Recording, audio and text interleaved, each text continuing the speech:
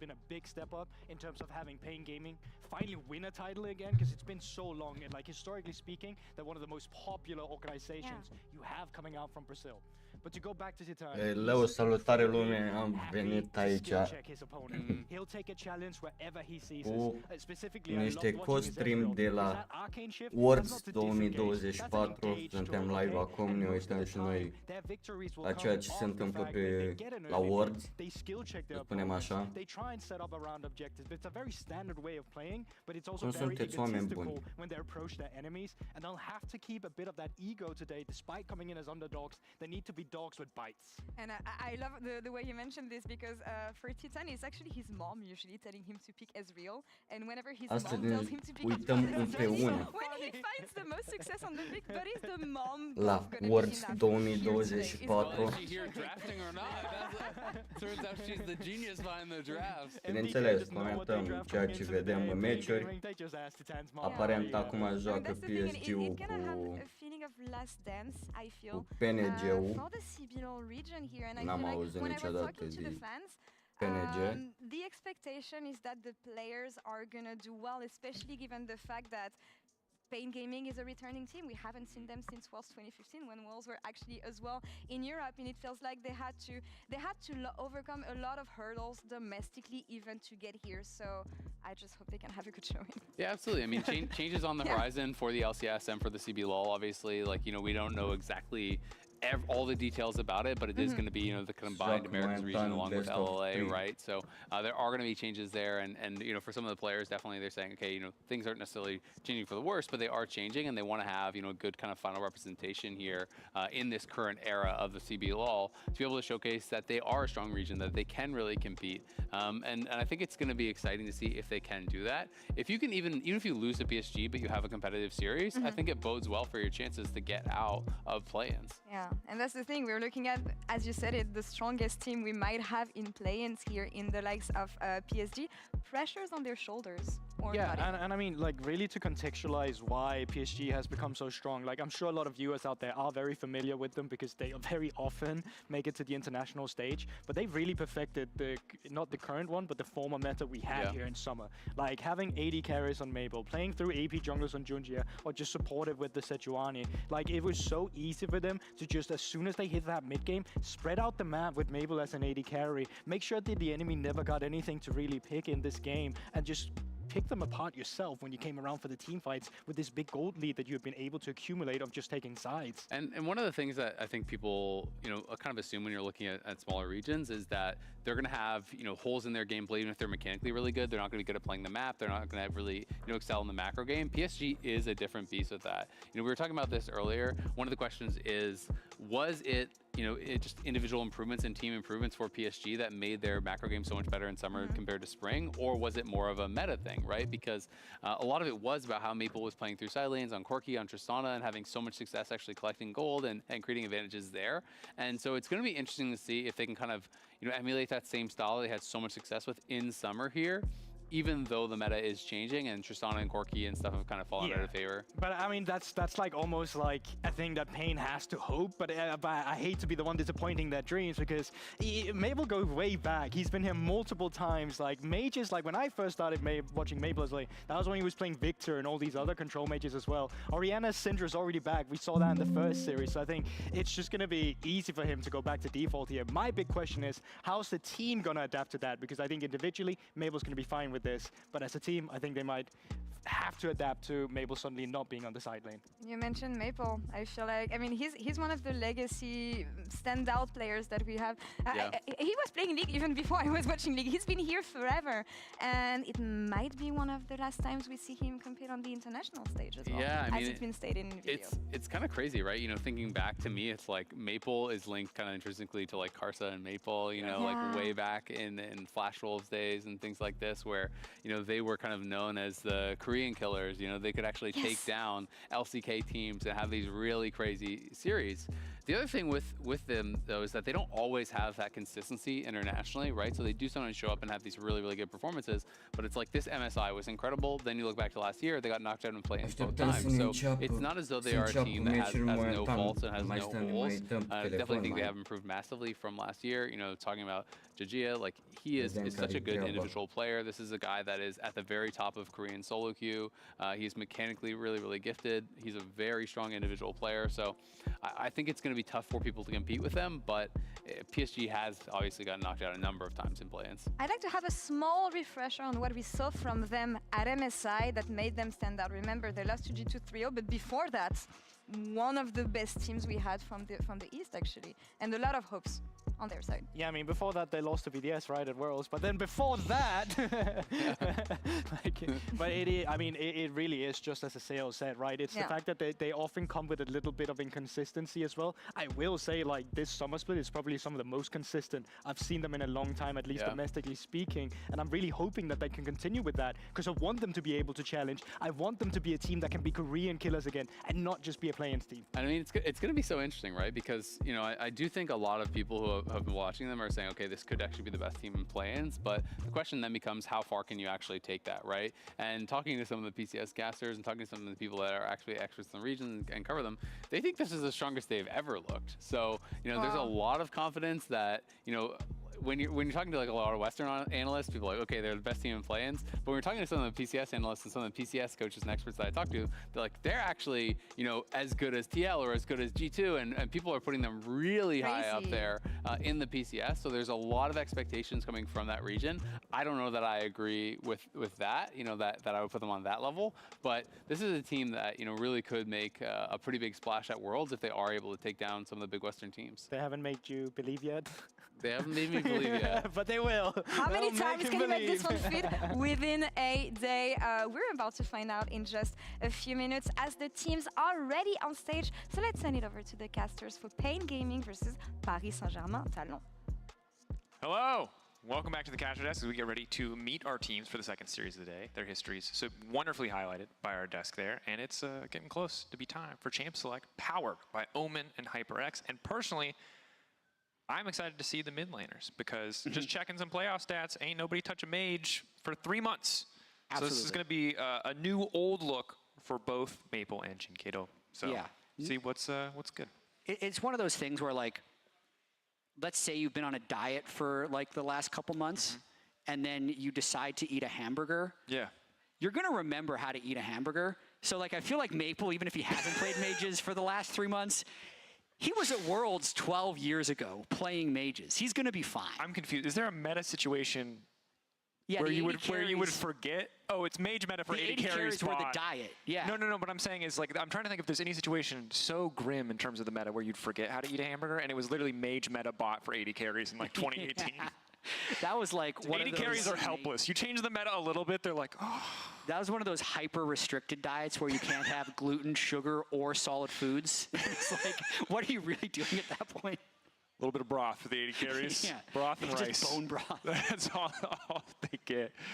You know, for me, I think the thing that I'm most curious about is to see, like, how Pain Gaming are going to be able to keep up in the early game. Because I look at Junja, and this is a guy who is terrifying as a jungler in an international context, right? This is a guy who has a ton of achievements under his belt, who's looked really good in a lot of different regions. And also, this is our matchup when we look at the global power rankings powered by AWS with the biggest discrepancy. It's 19, that's PSG, to 52. Yes. And that includes teams who aren't attending Worlds, but it's important to highlight like how big of a discrepancy there is because while PNG, they didn't get to represent themselves for a lot of their regional rating, the entire regional rating of the PCS is PSG. Yes. It's the, I talked with some of the guys that made the power rankings, and there was some, they call it like the solo rider thing, where like PSG has done so much internationally for their region that they bring up all the other teams in their region in the actual rankings as well. 100%.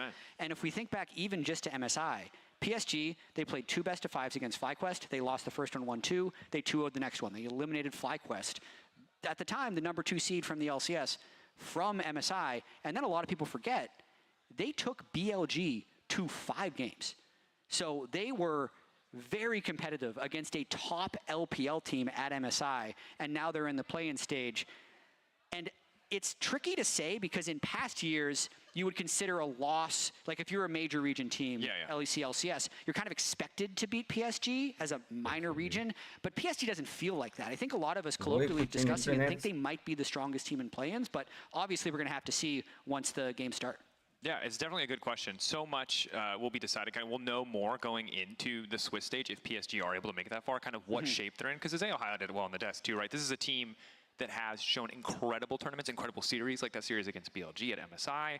And they've shown some that have been really rough and questionable, whether it's a bad read on the meta or maybe 1 or 2 players underperforming.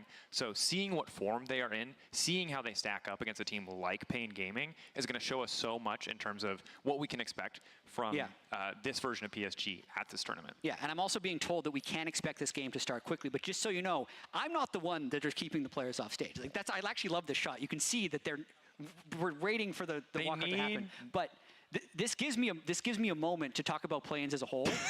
And listen, I will stop this the instant they're ready to walk out on stage, but I'm going to get into it now. So last year's play-ins versus this year's play-ins. It is more forgiving. Yeah. It legitimately 100%. is. So last year, we had 14 of the 16 Swiss stage teams pre-qualified for Swiss. So only the top 2 could make it from play-ins to Swiss. Now, there's only 12. So the top 4 can make it in.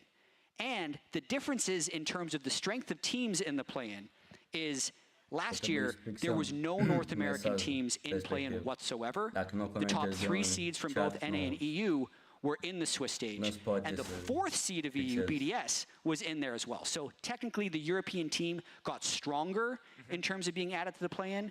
You're adding the number 3 NA team, but then you're also adding 2 extra slots. So I think now resetting those expectations for PSG, it's not like can they make it out of play-in? Because last year they lost the final game to BDS. BDS actually knocked them out of being able to make it to the Swiss stage. Now it's kind of expected.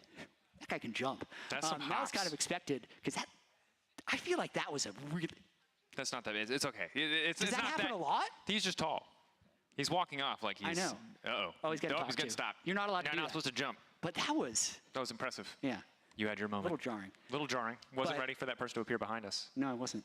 But I think it's a good point, and I think it's important to remember specifically why LEC got a 4th seed in play-ins. Do you remember? I'm kidding. I don't. We don't need to go back. We don't need to realize. But it is a good point, and I think it's kind of the underlying expectation for all of the major region teams, and PSG included in this, is that they will make it out in a way that looks confident, that looks solid, because there are 4 slots. It's not like they're not guaranteed to have to fight each other to make it out of this portion of the tournament. And so for people who are really confident in their respective representatives, whether it's MDK, 100 Thieves, PSG, whoever, it's a lot about gauging how good they look against competition that is not the expected favorites, and seeing where an upset might occur or potentially poking holes in any of their strategies or game plans. Okay, it looked like that was like not that high a jump when we did that pan. It's not as high up as I thought we were. I haven't been to your new studio yet. The last time I was casting here was 2019 with you, so it's good to see you. We were just standing on the side. I was living in a blissful time of joy. I'm less impressed by that jump at this point. Oh, I also heard it is a peripheral issue that they're working on, and that's safe for air. I do wonder where they're working on the peripheral. It would appear they're working. Oh no, we see someone on stage. See, they're on stage. They're working on the changing some cables. We have to take a little bit of credit. Because I'm going to be honest, anytime you start a new broadcast at a new tournament, there's always hiccups on the first day. You know, we tested everything yesterday, and you never know what, Murphy's Law, what's going to break, what might break. And me and Jack both said independently to our producer, wow, it's been really smooth. There's been no delays. And so we're going to take the L on that one. This one you can put on the casters, folks. We did the little curse thing that we do sometimes. So what is the, you know when you commit a crime, statute of limitations? So what is the statute of limitations? No. Can we just can someone just clip Jack going? You know when you commit a crime, and can we just have that? I need that clip. Just. I feel like because of the situation we're in, the statute of limitations about some of the worst delays I've been a part of is cleared. Yeah. Right. And knocking on wood. I don't know if it's. I think it's particle board. This is going to be we're gonna way better than that. But sorry, we're ready. No. What? We were caught in a moment. No, we're still triaging the peripheral issue for Pain Gaming. We were caught in equilibrium. Yeah. There was a chance that we would encounter what we would call a longer delay, which would mean sending back to the AD. And there was a chance that we were going to introduce the players. And I'm telling you right now, 20 seconds. 20 seconds. We ended up on the side of the players are about to get on stage for our second series, PSG versus Pain Gaming. The wait is over, folks. Get excited. It's actually happening. The lights will flash. We'll get ready to go. 3, 2, 1. Please work. Welcome back to the channel. We are Level 1 Online. We had no count in our ears. Jazz just Welcome back to the channel. We are there. He's the magic man. He made it happen. And two teams are going to make magic happen on stage today. PSG, Pain Gaming, going head-to-head. Absolutely, resetting the stage here. PSG, the big favorite, up against Pain Gaming from the CBLOL. Both the #1 seeds from their region, but PSG had a huge showing at MSI, have improved since then based on everybody I talked to, and Pain Gaming come from a very competitive CBLOL. It feels like we're getting a new top seed almost every time we look at that region, looking to make a big splash now that there are 4 Swiss stage spots up for grabs here in the play-in stage. Yep, and as we enter Champion Select powered by OMEN and HyperX, a lot of questions into what Pain Gaming can do, right? This is a team that has been to finals so many times, but not been able to get over that final hurdle to qualify for international events. Now we will see if they're here, if they can be the ones to make the upset happen, if they can do something crazy. So many, like the history of the CBLOL obviously is these incredible upset games against major region teams in unexpected situations. And also, like, we've been the beneficiary of it, I can't lie, from an LEC perspective. We should be very glad that INTZ came in back in the day and was able to find those massive games. That's a deep grab. Yeah, that's 11 years ago. Yeah. Wow. Oh, I did not need to come face-to-face with my own mortality at this point in the day.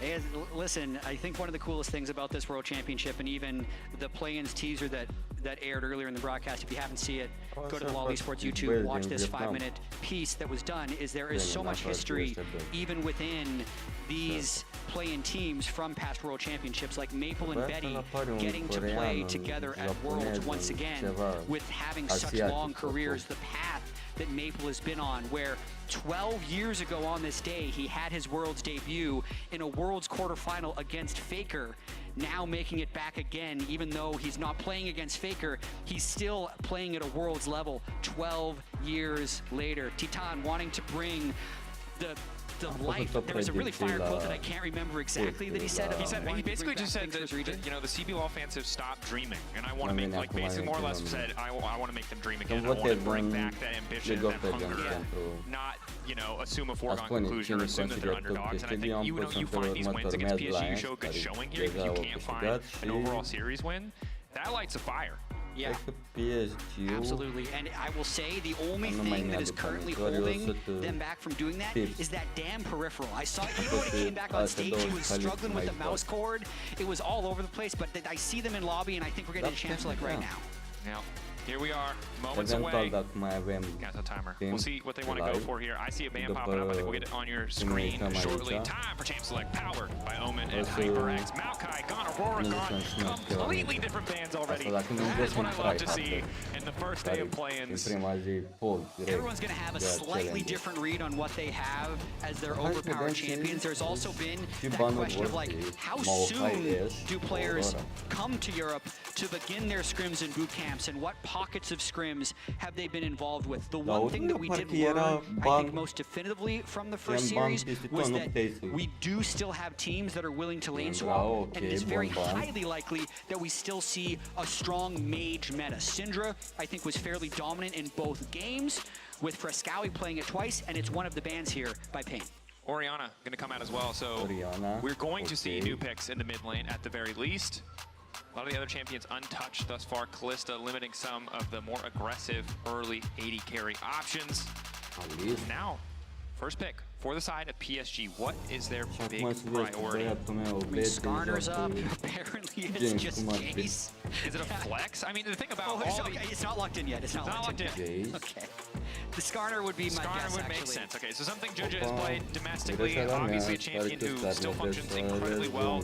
Didn't see him as much in the LEC, for example, but is a pick that has looked pretty powerful. And in a world where Maokai is banned or has been knocked down a peg, in this case, there's room for other tank junglers like the Skarner to shine. Exactly. I think he actually fills the Sejuani slot very well in terms of the type of team comp you'd want to pick for him. He's a strong enough early game champion, he has strong ganks, and he can be a big team fighter. And we get to see our first Yone, who a lot of people put as the most contested champion of the World Championship on their bingo cards because he was popping off towards the end of the LPL and the LCK playoffs. Yeah, this is a champion that I think every single co-streamer, every single pundit on social media has talked about as probably the best option, right? In a world where there are very few AD options in mid lane, Yone just does so much for a team, synergizes incredibly well with the Sejuani pick as well. So the mid jungle duo, assuming this is a mid Yone, most likely option I imagine, really set up here for success on the side of Pain Gaming.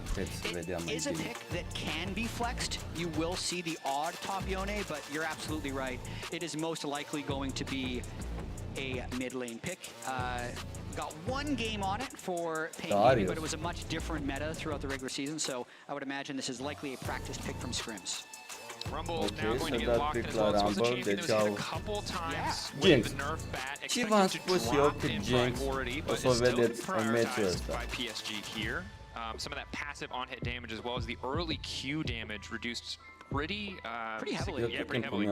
Pretty big nerf, and it honestly looks like PSG is just saying, let's keep on cruising, because Tristana was their most played mid laner throughout the regular season, tied with Corki. Rumble was their second most played top laner for Aja. So they are a good pair, even if they've both been nerfed fairly heavily. Yeah, I'm really curious to see what the lane setup is going to look like here. Tristana, a champion, was obviously heavily targeted to the point where she even dropped out of mid lane in the middle of the AD carry meta, but perhaps there's a new spin on it. The Jax is locked in, so again, really excellent solo lane synergy for the side of Pain Gaming. PSG can at least limit the jungle or support, or sorry, excuse me, support or AD pool here a little bit. I'd imagine Maple just really likes the matchup into Yone, so he's willing to play the nerf version of Tristana, and then Rumble is just a strong enough pair, and Aja is just very confident on his ability to play against anything, because the Jax is basically instantly locked in by Pain to match the Rumble, if we do see standard lanes. That's if we do, yeah, of course. Swap always there. We'll be interested to see, because right now we've seen one team do it, right? Which means there's probably other teams that have been scrimming it. It's usually never happening in complete isolation. We'll see if either of these teams join in, and if it's a greater trend for the tournament, as the Ziggs will be banned, the Varus, the Nautilus. Nautilus, of course, just generic kind of prio here. Interesting to see that ban prioritized over the Rel. Rel did get hit a little bit with the nerf hammer, not too much. But it seems like they feel like Nautilus the bigger threat to what they're trying to get done, and obviously nice with the Yone, because that ulti's gonna follow you back. Absolutely will. I'm surprised. I'm just trying to look at these bans.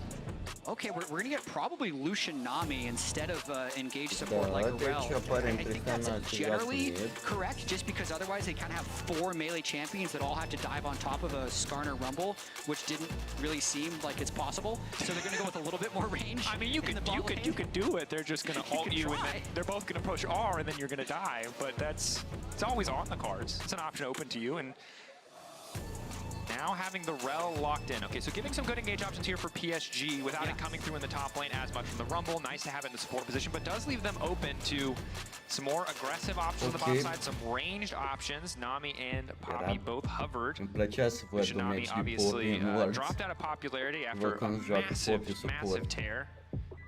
But is now back again.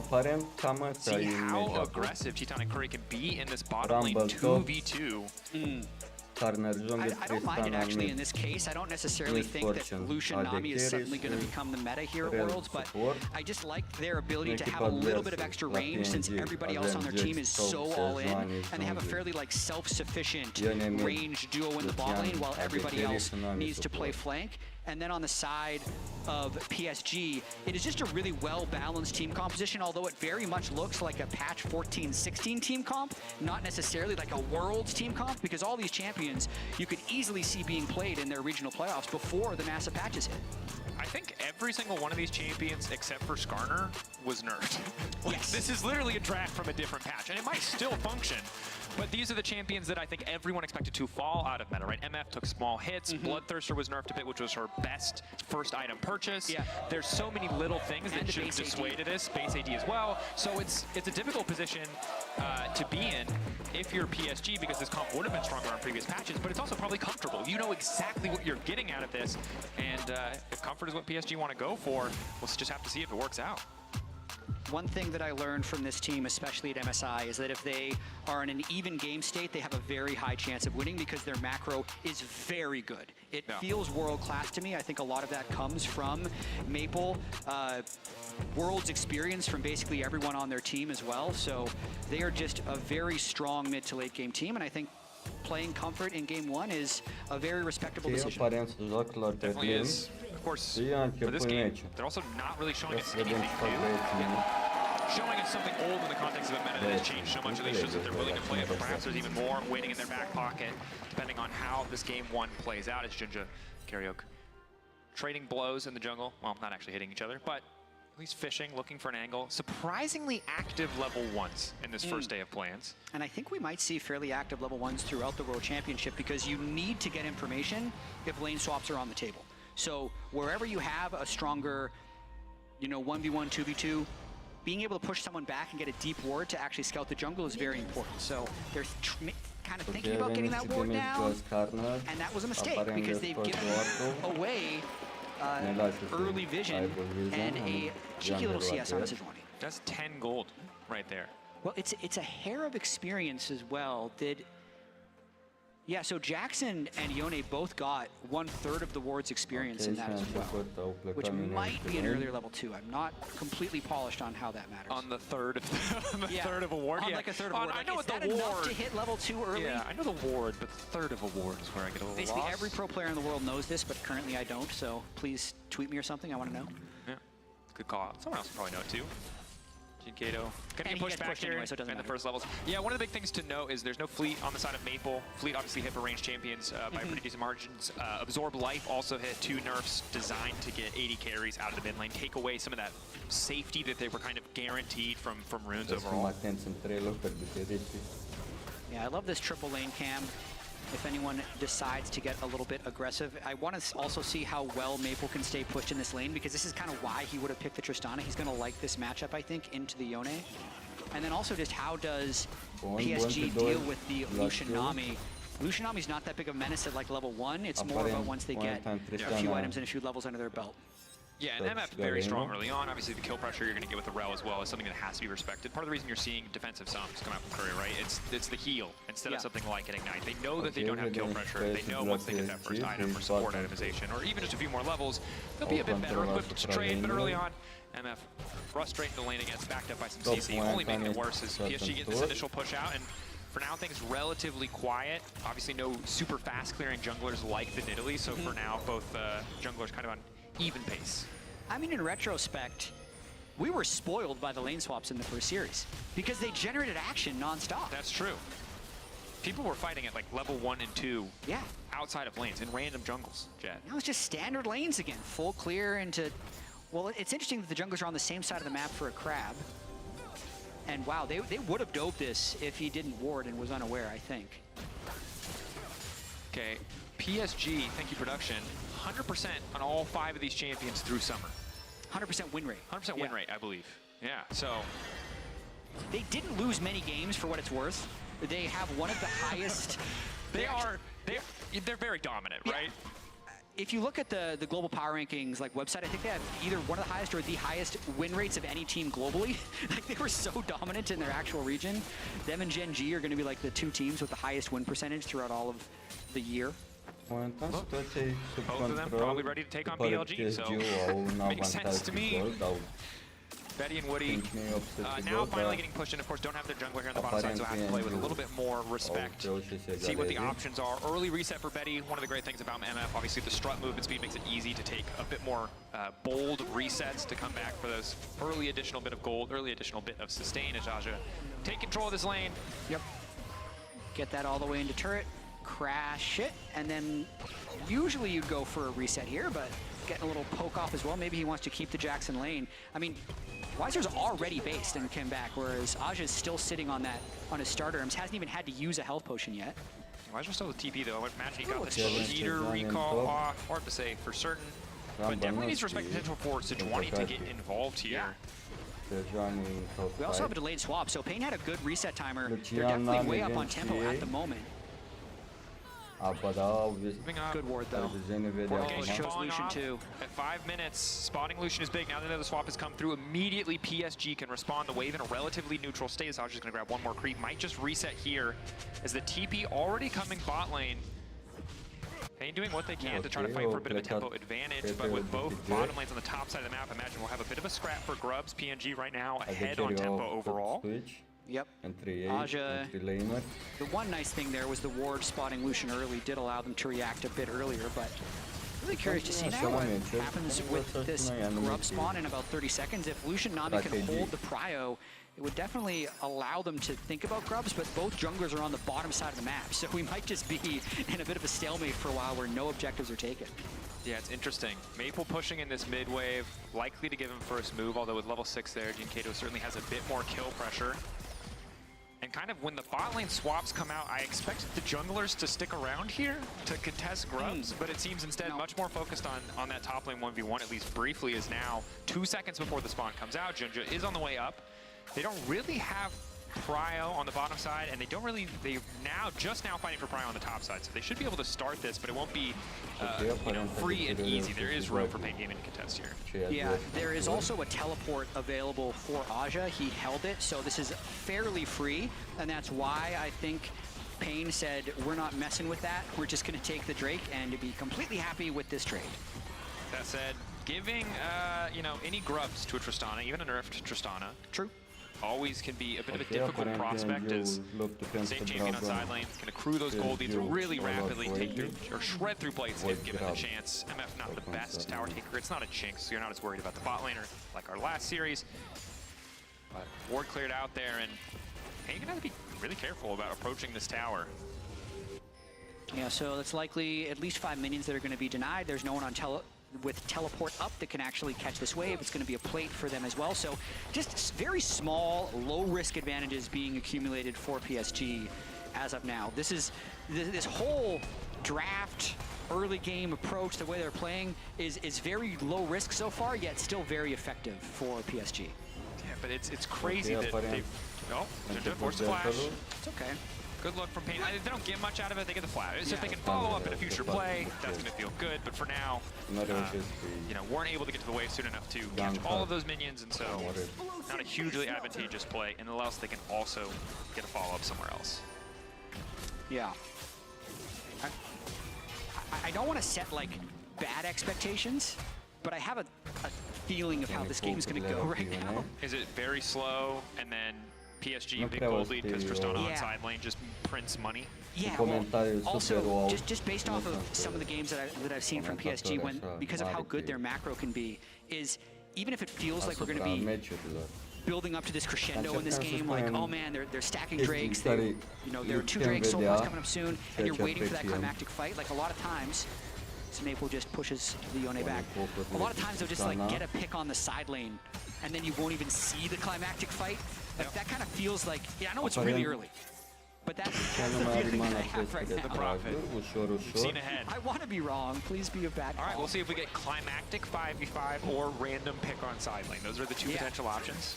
And I'm feeling random pick on side lane. Yeah, I mean, last game wasn't random pick on side lane, but it was not full 5v5 most of the time. It was single picks to start things off. Ninja trying to stop the wave clear from coming out. I don't really think he has kill pressure here, but yeah, he's just making sure he has to recall, and he's also holding the wave for Maple. Good little Skarner things, building a small advantage on the Sejuani with his power farming so far. Delayed the recall just a hair, but probably going to mean 1 plate for the Trist. Again, just another really small thing, but that would increase their gold lead by 20%, 200 more gold. Just slowly move them up towards victory. Aja pushing the wave in. Does he just walk ahead to proxy the next one? Does see the control ward there, but just opts to walk away. Maple coming up. No ulti, makes this a little bit difficult. Is he just here for the money? Oh, man. I love that move. They're now forced to ulti, lower and lower. The extra resistances do not matter. One more auto should finish the job, but they don't quite have the damage. He might have a chance to kill Maple, but he's got not a lot left. Good footwork. Baits Aja into thinking he's going for the mid laner and instead jumps back to safety. Okay, really nice play by Wiser there. Stalls it. This gives Pain time for a play on the bot side. Yone thinking about moving down. It would be a 4-for-3 dive. not confident. They don't have, the wave is just killed too quickly. Jinkato a little bit late on the rotation, I think it's safe to say. Stops the play from taking place, but Betty gonna step up anyway. Brute hits. Sejuani not gonna be leveraged. Junja in the area, slow coming in from that Make It Rain. So frustrating for PNG to deal with. Yeah, just gonna have to reset after that play. Maple lost a little bit of tempo in the mid lane. Will likely lose that plate right there, and so Cannon does the last hit on it. And that roam, the failure to get the kill really brings back about 400 to 500 gold overall to Pain's deficit. So Maple tried to push the tempo. Can't do that. Just keep farming the waves and getting plates in their own lane, apparently. I like the look, though, just couldn't execute. Yeah, didn't find the angle. Betty, Maple, both with the calls, of course, get a bit of extra money on top of slight advantages in CS, at least for Betty. Maple falling a little bit behind. That time he spent top side, as you highlighted. 6 grubs. Might be 6 grubs. Is big, and Pain behind the play a little bit. Jack's likely going to push wave into tower. Betty has, or not Betty, excuse me, Maple has TP to respond if he wants to. Instead, we might see the 5v5. Woody getting things picked up immediate rumble ulti, but she's done uncontested on the side. Good call getting it. Only hitting the tankiest member of the team. Maple already starting to back away. For the CB Law, for Pain Gaming. They're only going to get 1 grub back, but a positive start. And again, just really good micro from Pain. They played that fight extremely well. Maple was off the side of the fight for PSG. Couldn't actually get the execute where Pain decided to, or where PSG decided to engage, couldn't finish it. And they not only prevent the 6 grubs, they also get the kill and get a small lead in the game. Good things to have, see how they leverage it. And remember, this play really started with WISER being able to push out the bottom wave. TP's top now gets that wave as well. Yeah. So the Jack's getting accelerated in this game despite not being involved in the play. So Sejuani flashes out early from the damage, and then Yone's counter-engage really just ends up one-shotting the Skarner. And if you can actually get into a team fight, as we see a shot from Brazil, I believe, with the viewing party going on there for the CB LOL. They have the advantage in this game right now, but they need to have those fights where they're just kind of in it. With the double melee soul lane plus Sejuani, it's a lot of flanking and hard engage that needs to happen for these fights to work, and they had it working in that fight. And always nice when you pick a champion like the Jax to see him find that gold leech, TP it, get that kill, got some extra CS in the meantime, and Aja ultimately not able to find a super effective Rumble ult in the context of that fight. As he gets closer to level 11, that might change as he starts to get closer to finishing that item as well. Leandry's, of course, important. PSG, they've already got 5 grubs now, at least showing presence around the Drake, but of course there's no waves here yet. Both waves in a neutral state, mid and bot lane, so PNG with better vision setup, with more members in the area, are free to start the objective. I think they're just going to get it. Misfortune and Tristana are too far away, so that second Drake already secured for Pain. And in terms of first 13 minutes of the game, they're going to take these when you consider PSG is one of, if not the strongest rated teams heading into the play-in stage. And Pain, if you look at the CB LOL's performance lately, I mean, they won 1 game at MSI against a depleted GAM team. They were winless at last year's World Championship, so kind of anything beats the expectations for them, and they're looking like they could win this game if they continue to play well. I would be really curious to see how the power rankings change if they win this game. 19th versus 52nd on a list, it feels like it's going to have impact. Even, and remember, it's not just for them, they're also playing for the rating of their region, right? And it's not obviously just rating, it's also prestige for the CB LOL too. Pain Gaming, first chance in a long time to represent here, and thus far, not too bad. Despite initially looking like a game where PSG was going to be able to bleed them out, they've been able to find a couple angles of attack. Yeah, we'll see with plates going down now how much the game opens up and whether they're able to actually make the correct roams. Because the trick here now, especially once you start seeing some outer turrets going down, is how well you can make your rotations to pull off plays on side lane. But they could maybe go for a flashless Maple. Just decide not to, though. They're going to kind of hold here where they're not at a disadvantage. First items coming through for PSG. See if any play is going to break out, but nerf BT. Obviously nerfed Kraken. Kraken's been nerfed for quite some time. Was even nerfed on the playoffs. The champion's still building it. I like the Heartsteel Skarner against the 3 melee champions as well. You can have the kind of more team-focused, not Heartsteel Skarner geez, I forget the name of the item. The Sejuani has it. Instantly, gonna see that ult. It's a quick pick. We look away for about a moment. Betty's ult not able to do enough work as she's done Curry. Quick to clean up that kill. These Sejuani ults are really connecting. Apologies there, looking at item names when there was a fight happening, but that's another It was kill a there. second. It was a second of fight. Should have seen it coming. Came out They of could be nowhere. going for more here. Just trying to walk through the wall there, but we'll be all right. And again, these little picks starting to pay off.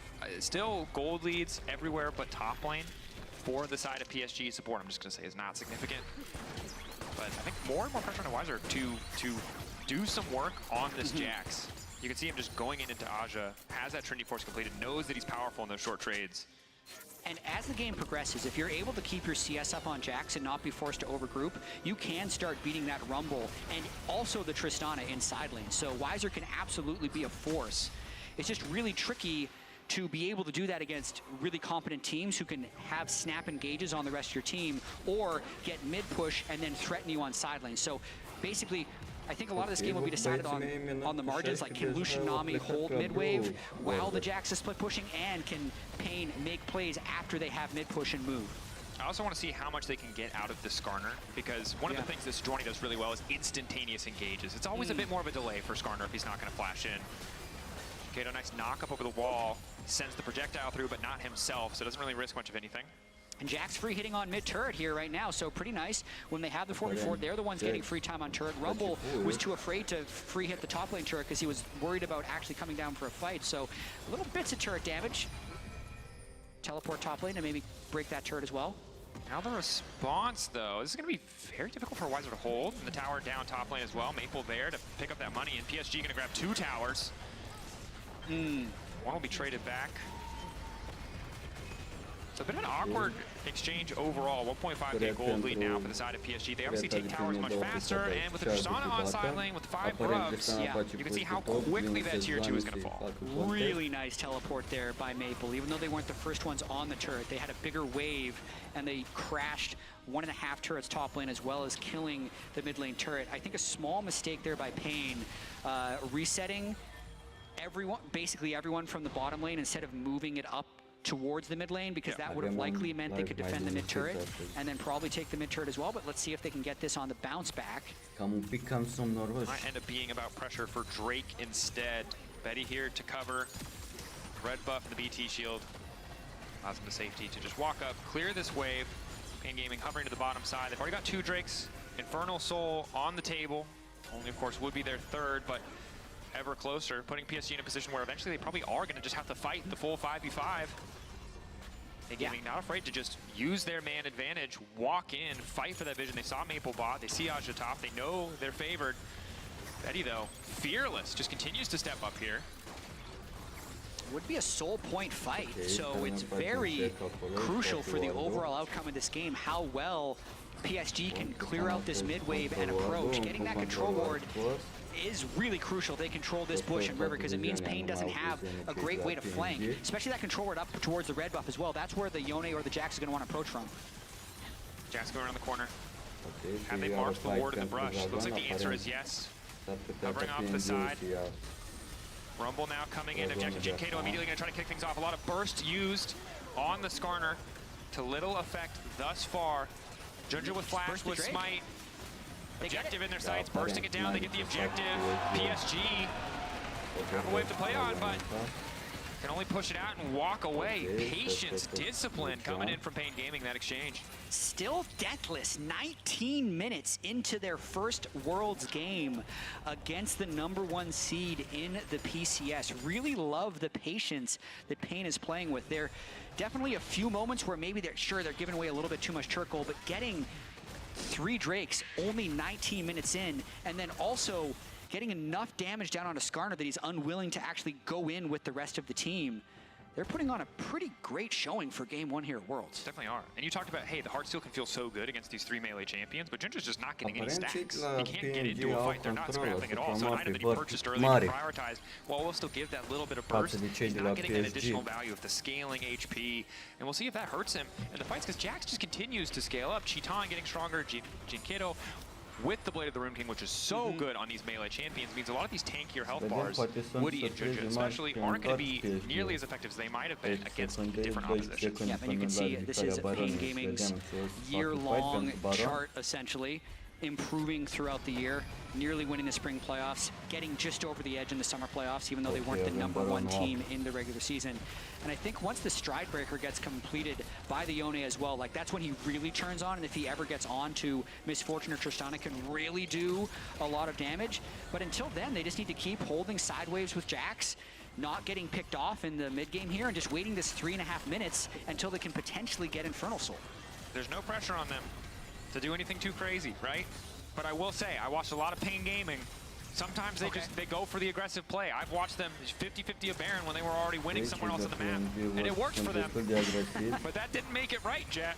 So I'm a little nervous. It's going to require a level of discipline that they have shown thus far this game, but they have to keep a cool head as we get later and later into this game 1. Yeah, and as we're at 20 minutes now, 1 pick or 2 picks could mean Baron in a complete swing on this game, so you got to be a little bit extra cautious without losing the amount of, I guess, aggression or boldness it takes to push the right side wave. Like at this instance, Jax is not pushing anywhere, so they're really hard committing onto this mid lane, and it just gets cleared away by an MF ult. Might see the pick though. Ulti gonna be used. Junja really has nowhere to go. Finds the initial stun, forced to flash out. It's gonna make any potential contest of the next objective that much harder. Skarner, of course, can go through the wall, but Flash the most reliable way to get into the pit, whether it's Dragon or Baron. Yeah, especially needing maybe a Flash to flip the Infernal Drake. So even though it cost Pain 2 ultimates, it's not like PSG is setting anywhere else on the map up where they can fight. So Pain isn't worried about those 2 ultimates whatsoever. They're gonna be back fairly quickly as everyone resets after that play. Visor just keeps getting scarier and scarier. This is not... No, this isn't what I expected. I feel like we had all that time to set the expectations about PSG being, you know, maybe the best team in play-in. Woody, history. Their global power rankings, 12 years at Worlds. But that's the thing I love about Worlds is sometimes, you know, you DRX it. No one expects it, and you just show up and you start kicking people around. Yeah. The weird thing about this game, though, is PSG is like 2,000 gold up. But so it doesn't feel like they're winning the game, which is crazy. Because they have no kills. It's all explainable, but it's still weird. That said, they are getting mid push out first. They are setting up now on the top side of the map. Maybe since these second item spikes are coming through, they're feeling more confident to start to fish for these plays.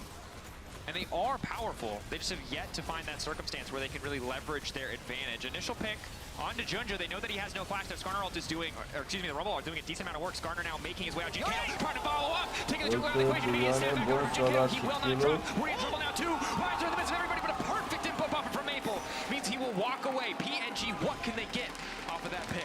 Well, they could think about Baron, but they might just get the mid turret as Sejuani and Nami are both recalling. And we got some chance here in the studio for a potential upset game 1 win by Pain. 43 seconds on this next Drake. Everyone's going to reset and set up for this. And the start here, again, PSG feel like they're in a decent position. Yeah. But the confidence from Karyuk to just force this, knowing Junja does not have the flash. A little bit crazy when you think about maybe a potential game-deciding moment could be over this red buff, yet that's here we are. And it's about the Yone getting the flank over the wall that can finish the execution on the Skarner, but also stop any of the actual damage following through to the rest of the team. I love the arms up, just walking slowly to the screen. That one's my favorite. Both in Brazil and here in Berlin. Pain getting a lot of love. One of the picks that feels really good here is Nami, and not in the context of Lucian Nami, but against the MF, because you see the tidal wave thrown out early. That initial overcommit into that choke point could have killed them, but the tidal wave says for the next 3 to 4 seconds, you cannot get all. Lucian? And now Chitan doing good damage on Maple. Kato trying to follow up, flash over the wall, tidal wave not doing much, but Junja now forced to walk away. Soul.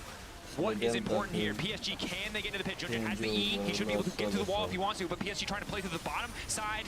Immediate stun now coming in. That's the ultimate. They get it! Infernal Soul for Pain Gaming in game 1. Now a quick retreat. PSG desperate to find a fight, desperate to force something back. I mean, this is a pretty big lead now that the Soul has been acquired. The next time they fight, they're going to be that much more powerful. They're just buying a little bit of time to make sure they're healthy. They might fight right here. Kato going over the wall. The knockup not going to hit. She's taking a decent chunk of damage. Not sure if they get the arm guard. or the Zonya's there, but either way, highly impactful in the fights to come. Knowing that Rumble doesn't have ulti either, Jinkato just continues to fish with these knockups. Junja is so squishy against these champions. The tank jungler not tanky at all. PNG continuing to find picks. 5-0 the kill score in their favor. They have a lot of gold in inventory, but with the enemy jungler down, they might go straight for Baron. Oh no, he's interrupted! Pick off to the side, Jinkato. Should just knock or get knocked down here. He was planning on teleporting straight back in, but now we have a fight. In, immediate ult, the stun not going to connect. Nice knockback coming in from Maple. But Betty now going to be the one in trouble. Cheaton on the front line. So much damage coming through. PSG being pushed back into enemy territory. They need to find a way out of this one. Karaoke going over the wall. Knock up there. Another member falling. PNG say, all right, good deal. We'll just turn right back to the objective. We'll take our time. Lead only gets bigger. They finally... I mean, surely they have to reset at some point. 1,000 gold on Titan's Lucian. He is looking so good in this game. Going all the way back to the very start of that Infernal Soul fight. His flank on the side, which takes Maple to about 5% health. Potentially a game-winning, confident move. Finally able to get back to base. A little desynced on the recalls is going to delay their redeploy to maybe go for this Baron, but they are so strong at this point that they are in control of this game. I mean, Jax having second item right now is so impactful for the fight. He's not going to go down quickly. He's going to force an ult out of Maple to keep the backline safe. It's really for the side of PSG. We talked about it was going to be teamfight, a random pick at the side lane. The answer is neither. It's going to be PNG in total control, Jat. And right now, Betty's ult, the potential for a combo here feels like PSG's angle out, but it's so difficult to set up when they're so far behind. And when Pain Gaming are playing with such confidence, instantly punishing Junja. Over the wall. Whyzer now coming in. Quick stun. Ulti not even going to come through. Pain Gaming. They got the pick they wanted. Jungler out of the equation. Not a 50-50 anymore. Baron belongs to them. PSG just can't fight back. Pain's been completely relentless. Tristana was pushing mid. There's no one that's able to re-engage to help the Skarner. And now they're on Baron with no smite. They could finish or they could peel early. Betty's ult is going to be big here, but Curry has ult as well. Can just throw it in. Jinkato poking. Objective low, but there's no smite. Doesn't have smite. Oh, jeez. This is... Oh, no. Not like this. Not like this, Pain Gaming. Oh, my goodness. Don't do your namesake justice.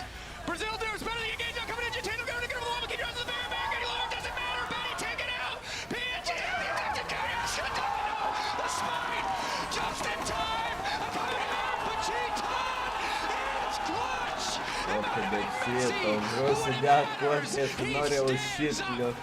Just like they drew it up, let's beat PSG into the Baron pit. Let's get the smite. They only lose one, and they secure the Baron. Dracos, this 15-second staring match with Baron at 1600 and no smite was crazy.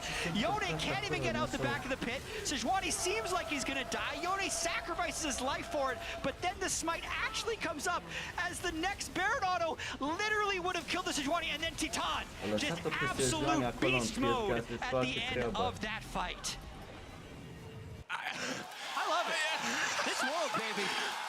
I didn't expect we'd see this kind of banger on day one. I thought we'd ease into it, but we're starting strong here. That was a mid-game hug. That pop-off, you can see his arm shaking. That's adrenaline. That man hyped up. 6-0-6 so far on this Lucian in game one. They do need to close this game out. They would then also need to beat them again. But remember, while this composition from the side of PSG feels a little bit outdated in the context of the patch notes. Absolutely. They're undefeated on it domestically. This is the definition of comfort. And yet this entire game has not looked comfortable for PSG outside of the first 5 minutes. Credit to Pain Gaming. Look at that win probability.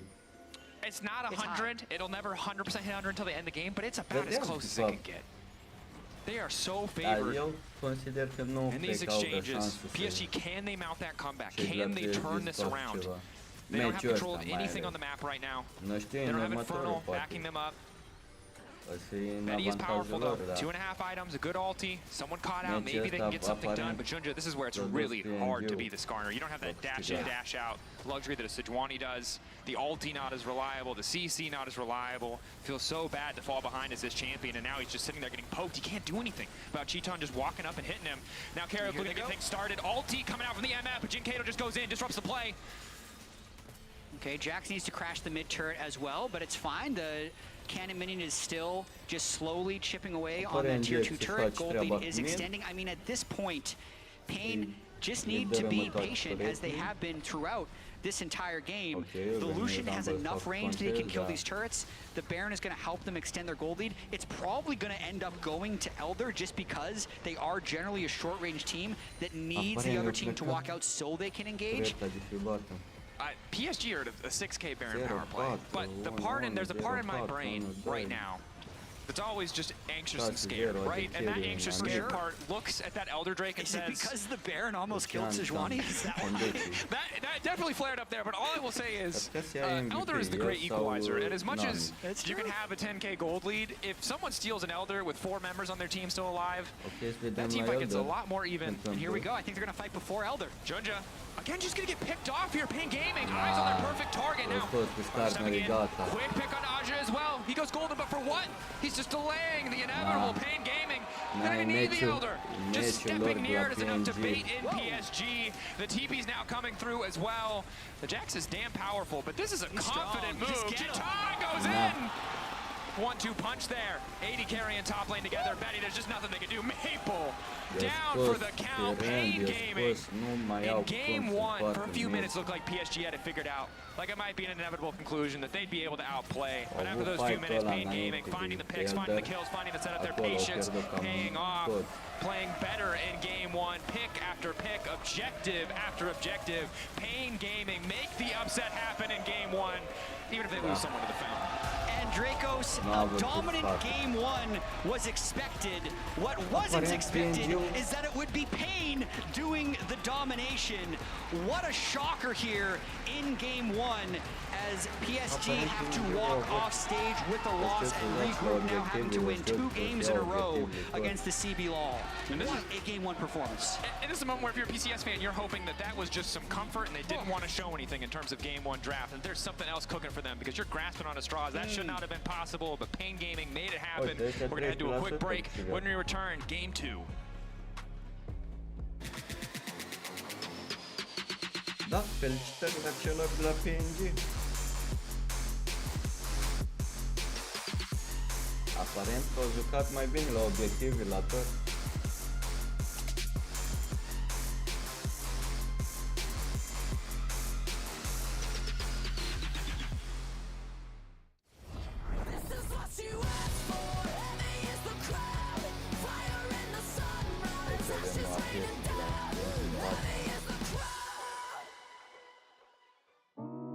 Dați seama că ce așteptăm noi cel mai mult sunt meciurile de la SKT.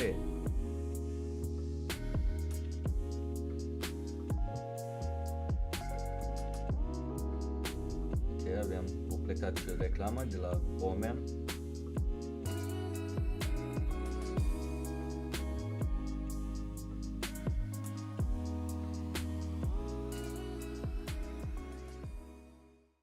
If you're wondering why I move the way I do, I just feel so good, good, good. I just feel so good, good. I just feel so good. The human body was built to move, not trapped at a desk in one singular posture for 12 hours a day. It's time your chair evolved into this secret lab type ergonomically engineered for you. Hybrid tot timpul îi pedepseau, oriunde îi prindea în jungla lor, îi prindea oriunde, pe lane-uri, orice, ăștia au avut compul destul de bun încât să reușească să câștige meciul.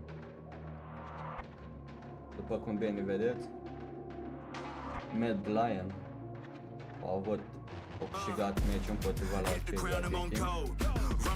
Acum așteptăm să vedem ce se întâmplă meciul acesta. Aparent PSG conduce momentan, dar putem să ne așteptăm la multe surprize în partea lor.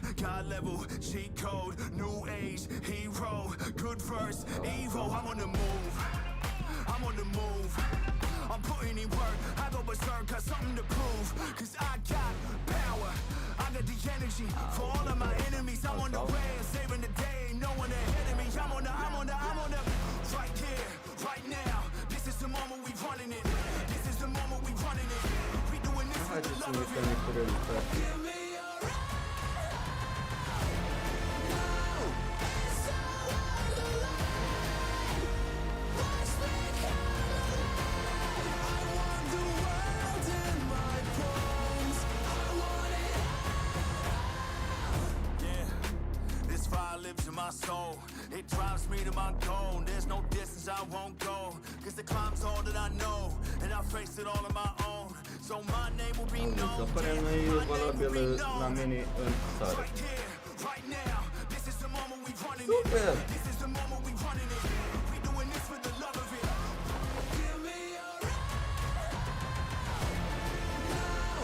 A mea toată ziua, vedem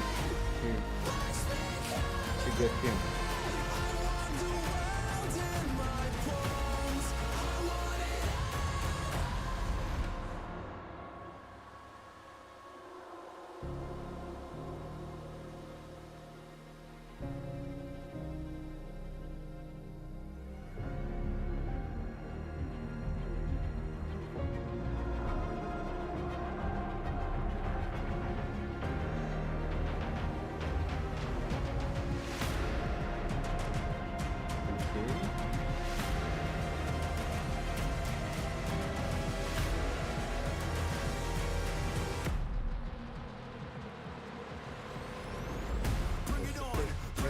$8 HyperX QuadCast game. Just as the previous one. A vă spun eu să te 50.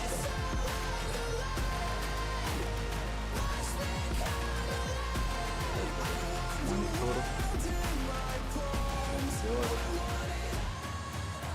Hai vedem cât costă doar un monitor de la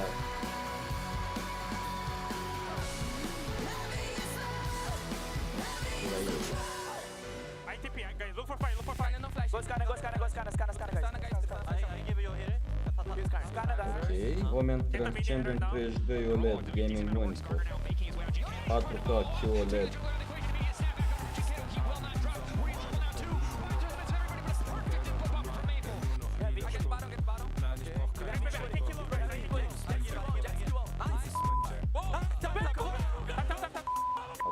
Aparent sunt.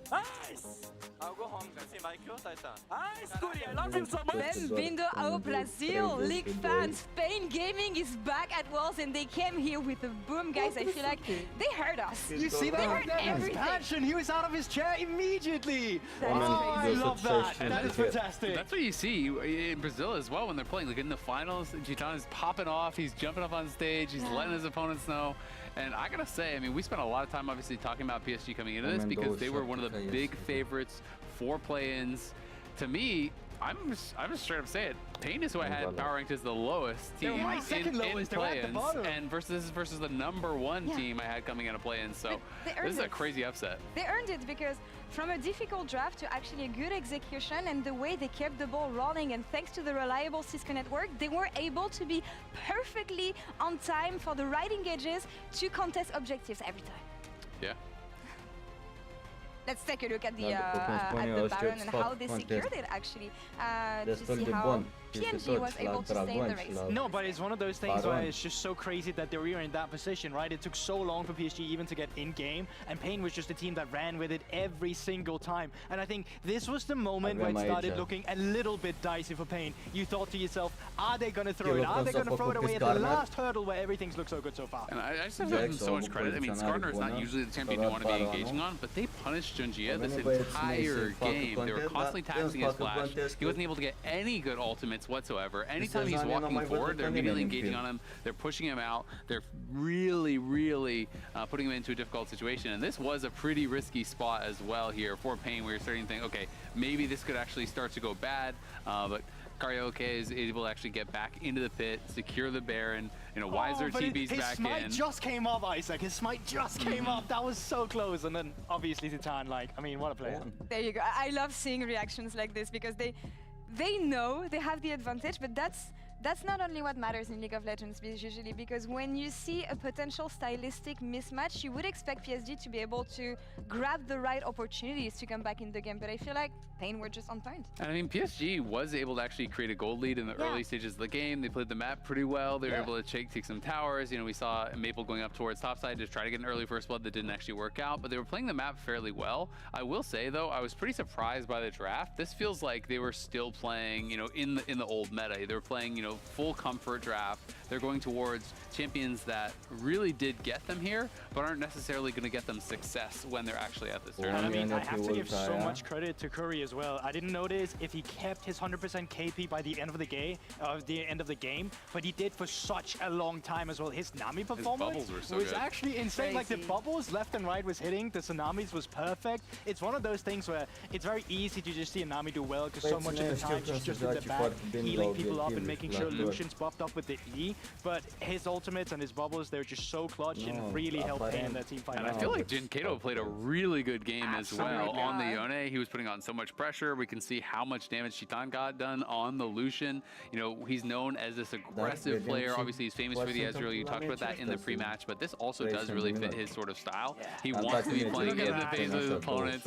Look how pumped the CB LOL fans are. I mean, this is something that I think everyone can love about the CB LOL is the passion from the fans. They have some of the most hardcore fans in the world. They're so devoted to the teams, to the league, and it feels good to see them kind of get rewarded, you know, with a good game, with a good performance here at Worlds. Yeah, but I have to say as well, like we have to have a hard look at PSG because their expectations were very high coming into this tournament. So dropping this already with the old school draft that they had from what they have success with, but clearly not what we used to have at this Worlds. And I wanted to kind of talk about, you know, how many of these champions have actually been nerfed, right? And it's like, you know, I mentioned, this is really the kind of draft that they got here with. They use this a lot with Woody playing these kind of setup champions to set up AoE combos, you know, for the MF, for the Rumble. MF got nerfed, Bloodthirster got nerfed, Tristana was nerfed, you know, on 14-14, I believe it was, but there was also more system nerfs for AD carries. Tristana has a 43% win rate in solo queue on this patch. Like, it's one of the worst champions in the game in mid lane on this patch. Rumble also got really big nerfs on 14-18. It was 20 damage plus a ratio nerf on the Q alone. Like, 20 damage on your rank 1 spell is crazy. Plus the E also got nerfed. Like, all these champions took so many nerfs. They picked all three. And yes, it is extreme comfort, but I think maybe they just thought, you know, we just play a comfortable game and we're going to blow Pain out. But Pain showed up in a really big way and pushed them in a way I think they weren't expecting. Underestimated, the wrong approach. Back to the drawing board here. In any case, for PSG, they're going to stay on blue side. One thing that we want to cross off the board. Yeah, I mean, both teams are just trading bans, one on Orianna, one on Syndra. Don't do that. Have them traded, if anything, just you at least can have Mabel on something that's really good with the AP, or you're the one who picks up the Yone with a Sejuani that we know that Junji is also very happy playing around. Well, and one of the big questions here now is because we knew there was going to be significant meta changes coming in, maybe their read was the nerfs weren't actually impactful and we can play the same kind of stuff. So now I'm so curious, do they say, you know what, we just played bad, it wasn't a problem with the draft, and they go right back to it, or do they completely throw that out and play what we've been saying at Worlds? Was it a one-game thing, or can Pain actually make the greatest entrance here at Worlds 2024 and defeat one of the supposedly strongest team we have here in play-in? Let's send it over to the casters for game 2. That's a fantastic question, and luckily we have a game of League of Legends to answer it for us. Yeah. We don't have to answer that ourselves. No, we don't. But I am nervous. It was brought up on the desk. We brought it up as well about what this Game 2 draft is going to look like for PSG. Because there's two versions. The positive version is, haha, we wanted to see if you were ready for our brand new strategies. Version 2 is, okay, we kind of thought the old stuff was still really good and we're now shell-shocked and aren't really sure what we need to do next. Well, you were telling me during the break, there is a bit of a meme. Some poking fun at PSG of how they'd only play things that the LCK has played. Yeah, notoriously their coach is a very big LCK fan, and often they'll copy draft trends and strategies from the LCK. But the interesting thing about this tournament is the LCK hasn't played yet, so there's nothing to copy yet. So in theory, their draft was up to date to their standards. Okay, avem bani, m-au stai pentru lista. They can't update it until Swiss. You know what? Fair. But one step at a time. First, they got to make it further. Still the favorites.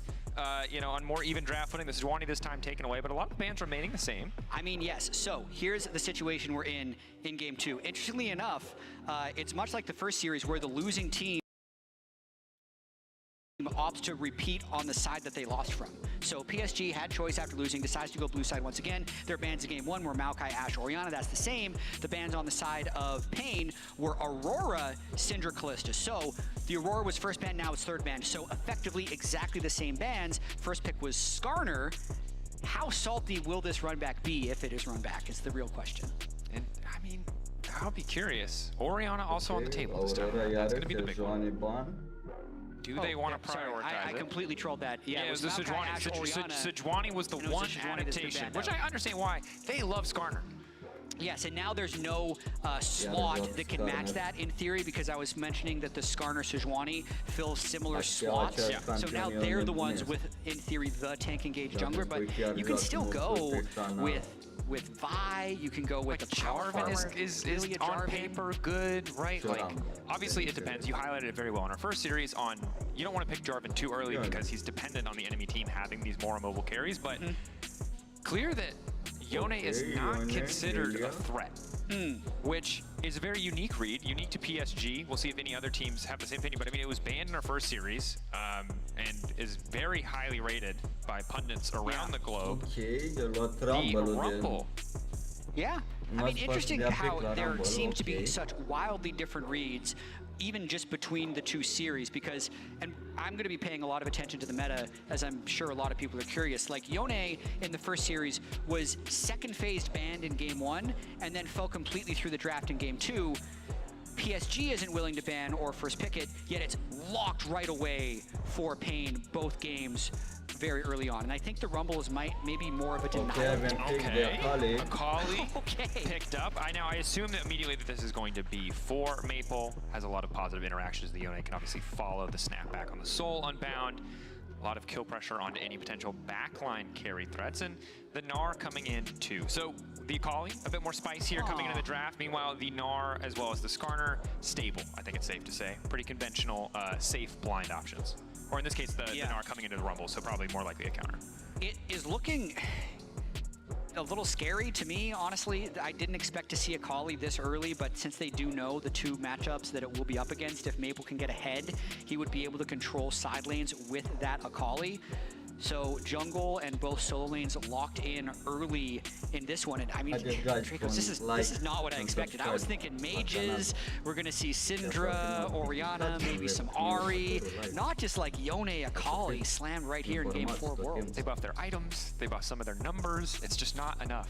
But it's not like Akali's shown her face for months. No, I mean, she's been a popular pick in solo queue, but she kind of always is, right? And this is a champion who, you know, in the right circumstances, in a decent lane matchup, can do really well. But I guess a lot of the sustain nerfs targeted range champions kind of left, you know, something like Fleet Footwork in a much better spot for melee champions, perhaps allows her to weather the storm in a melee v melee matchup. Not something I've seen in mid in, I feel like, years. I'm trying to think back. All I can think about is Silas Akali meta. But yeah, something like that. It's going to be volatile. I mean, Garen versus Nasus was very Yeah, I'm sorry. I forgot about that. Yeah. Okay. Well, I just blocked that out of my memory because I hated that so much. Slightly different style. Yeah, it doesn't hit the same, I think it's safe to say. But Ban's now coming through. Okay, so again, respect Ban. Lucian taken out of the equation. Now it's the Ezreal.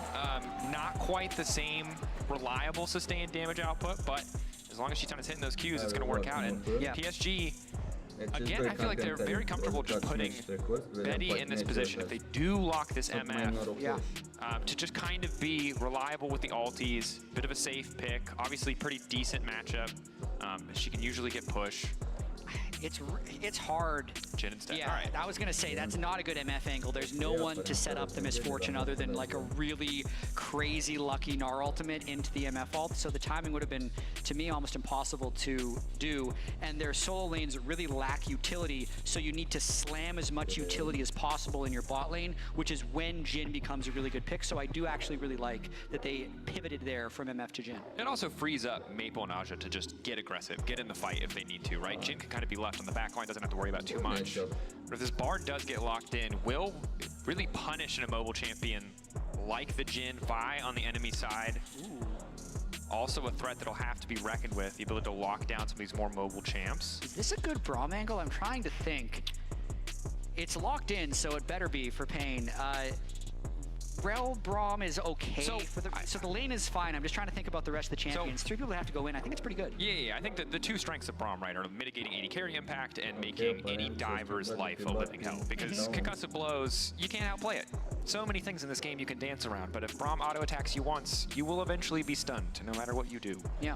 So, some good angles. Obviously does limit a lot of their upfront engage, but because they have the Yone and the Vi, they're feeling a little bit more confident. And Curry, remember in the previous game, on the Nami, spent most of the game kind of just using ult to stop Betty from ulting, for stop Betty's effectiveness in those fights. So it's not like they were reliant on having that utility in game 1, although a bit less CC coming in from Wiser could hurt them in some of the setups.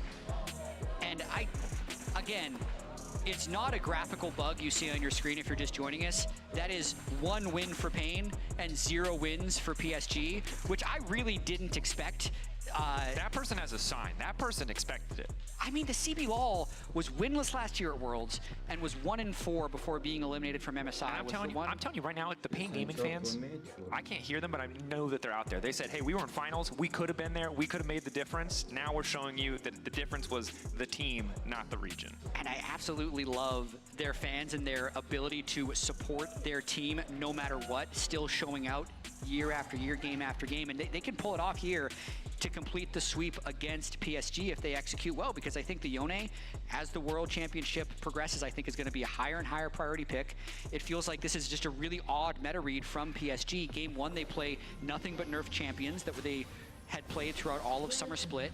And then here in Game 2, the Akali Gnar, you really have to get ahead in your soul lanes if you want to play macro, and if they fall behind, their teamfight options are extremely limited into the Braum Rumble. So Pain, if they can display the type of play and the type of patience they had in Game 1, we could be looking at Pain moving on higher in the upper bracket here in the play-ins. And I look at the mid lane matchup, right, and Grasp really strong in the context of the 1v1. Electrocute good for bursting other champions, but Yone already has a bit of CC and shielding built into the kit, builds lifesteal naturally in most matchups, and it just feels like a matchup where Maple really has to outplay to find greater advantage or get support to get him out of this lane to attack a more vulnerable target. But the more vulnerable target is an Ezreal who has that mobility, is a Rumble who in melee range can match your damage output. So it is a tough game for Maple and for PSG. They obviously need to mount that comeback, and they just have to execute, I think, so much better. They absolutely do. No lane swap here again in Game 2. Neither team has necessarily a champion that you'd think would really excel in lane swap. It's not like Asante or Jinx. Level 1 Rumble, level 1 Gnar, not. They do not survive anything. But of course, while we're getting this game started, remember to log into your Riot account and on lolesports.com and watch Worlds live during exclusive Worlds emotes, icons, and capsules. You're already watching if you're here. I know you are, because otherwise you wouldn't hear this message. So just get free stuff while you do it. Nice and easy, simple. You have a second, because no one's killing each other yet. And they might not for a while, Dracos. Okay, last game, we were very comfortable in this position of no one's ever going to fight ever, and then instant Sejuani ult, someone died, Pain Gaming won. That's how I remember it. That's the craziest thing about Game 1 is I was thinking that no one is going to die and then PSG will win. But it ended up being no one will die except for PSG, and Pain will win easily in a landslide. Yeah, and you can see Pain taking control of that early lane. The E forward from Cheeton, love to see it. Obviously, it can be a bit of a meme how aggressive he was willing to play on this Ezreal, but good leverage of their 2v2 laning strength. I mean, they can play as aggressive as they want. The jungler's on the other side of the map. I don't know how confident they would be exactly in that read, but they're just going to, you know, make sure they're last hitting all these cannons under the wave and just keep pushing them back. Vi's in a comfortable spot. It looks like Yone getting some decent trades off onto the Akali, even though that electrocute does pop when it hits. Yeah, of course, trying to predict Akali's position with the Q3 ultimately whiffs means Maple just gets to walk up and take that trade for free. I think Jinkato got the Grasp proc, so overall a bit unfortunate. Still gets the wave forward at least a little bit, but now Maple's in a pretty comfortable position just to try to zone him away from at least getting the CS, even if he can't stop the XP. Yep, got some nice information though when he checked the Raptors. He didn't ward, but it did give the bot lane confidence they can stay pushed up in that bottom lane. Chunja. So I'm really curious where the mental of these teams are going to be, because even though Pain did really slammed that first game, there were a lot of moments where we're thinking, okay, PSG is 1,000 gold up, now they're 2,000 gold up, pretty much just from laning and slightly more efficient jungle pathing. But I wonder if now Pain has like a little bit more mojo and confidence, and they're going to be contesting more of these waves and laning almost a little bit like more bravely. PSG, nice knockback to the wall. Junja immediate bit of upfront damage, forcing the flash out from Wiser. Of course, the repeat gank is where it's going to get very scary. Narsix as well can be quite potent. They're laying down the ward just to make sure he's not going to get re-ganked here. Yeah. No, it looks like set up to push away from him, so it could put him in a tricky spot. Exactly. He has his teleport, but he's going to wait for Vi to cover most likely, maybe shove out that wave and then recall, in which case he'll be completely fine. That electrocute getting a lot of value here early from Maple. Yeah, and I'm not sure how many procs have come through on the grass, but Maple really smartly avoiding these short trades and just slowly whittling Jinkato down. He doesn't really have the stats to tank that upfront damage early on. So well played thus far by Maple. Woody now here as well. Looks like just wants to help him shove out. Of course, Curry is ready to match, but I think the burst potential of the 2v2 makes this a bit difficult for Maple. He wants to go back in, but now Cheaton has shown his face as well. Okay. It's not a 2v2, buddy. That's a 3v2. Luckily for them, however, Maple has the Shroud, just walks away. Woody able to W out that crash down, taking him to safety, so not too much lost. Does give a bit of free time for Betty to catch a few more minions. Yeah. Small victories there for PSG, even though it looked like it was a bait by Pain. Since they don't get a kill, that investment gives Yone some free time, or sorry, Jin some free time on the bot lane. You can see CS leads are starting to accumulate a little bit for PSG. Starting to check. Control of that bush, of course, crucial for being able to push forward and topside. As long as you have vision and try, you can feel relatively safe to step up. PSG don't have that vision reliably, but they do have a trap, which is at least a little bit of protection to deny that vision from the side of Pain Gaming. Junja, that ward will spot him.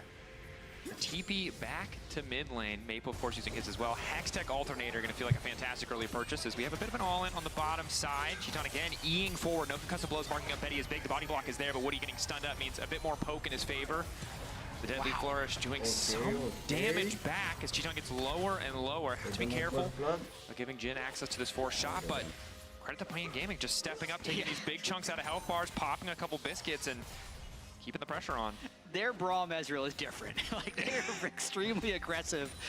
Basically waiting out the aftershock on Woody before proccing the end of the Braum Q, getting as much damage down onto Betty, then also onto Woody, and that buys them space to move towards this Drake. With that being said, the Skarner is very obviously top lane as well, and it's similar story to game one where Pain is going to take the early Drake, they're going to give away the early grubs, and we know how that one turned out. They stacked the soul and managed to win the game, so Pain's going to be very happy taking this trade one more time. Maple doing pretty well, and the isolated 1v1 means might be able to leverage that grub buff a bit more on a side lane. If he finds a lead, should be favored in the 1v1 over both the Rumble and the Yone. He's still got ult on a Akali. I mean, 61 to 43 CS, he's doing very well, and you can see Jinkato forced it back at a time where he really couldn't complete an item. And the awkward thing for Yone, right, is you want Berserker's Greaves. It's such a good first item purchase, but oftentimes in lanes like this, you feel like just getting the early MR out of Mercs, the extra movement speed, helps so much more. Yeah, he's going to be really delayed, and this could be a kill. Lockdown there, Visor in trouble, but the initial damage coming in for the Rumble is massive. Over the wall is the bar, trying to pinch it. Visor still living! He's still alive, Junja wants to fall, but the shield is now coming through! He's overheating. Meganar, Aji holding on, first blood, they managed to finish the kill, now trying to get out the Q round, trying to get close to Aji, one more second. No, the Dente blow's not enough. Deadcrit to finish the kill! Oh, God, a game! Not even inches, centimeters, millimeters, decimeters, but PSG come out on top.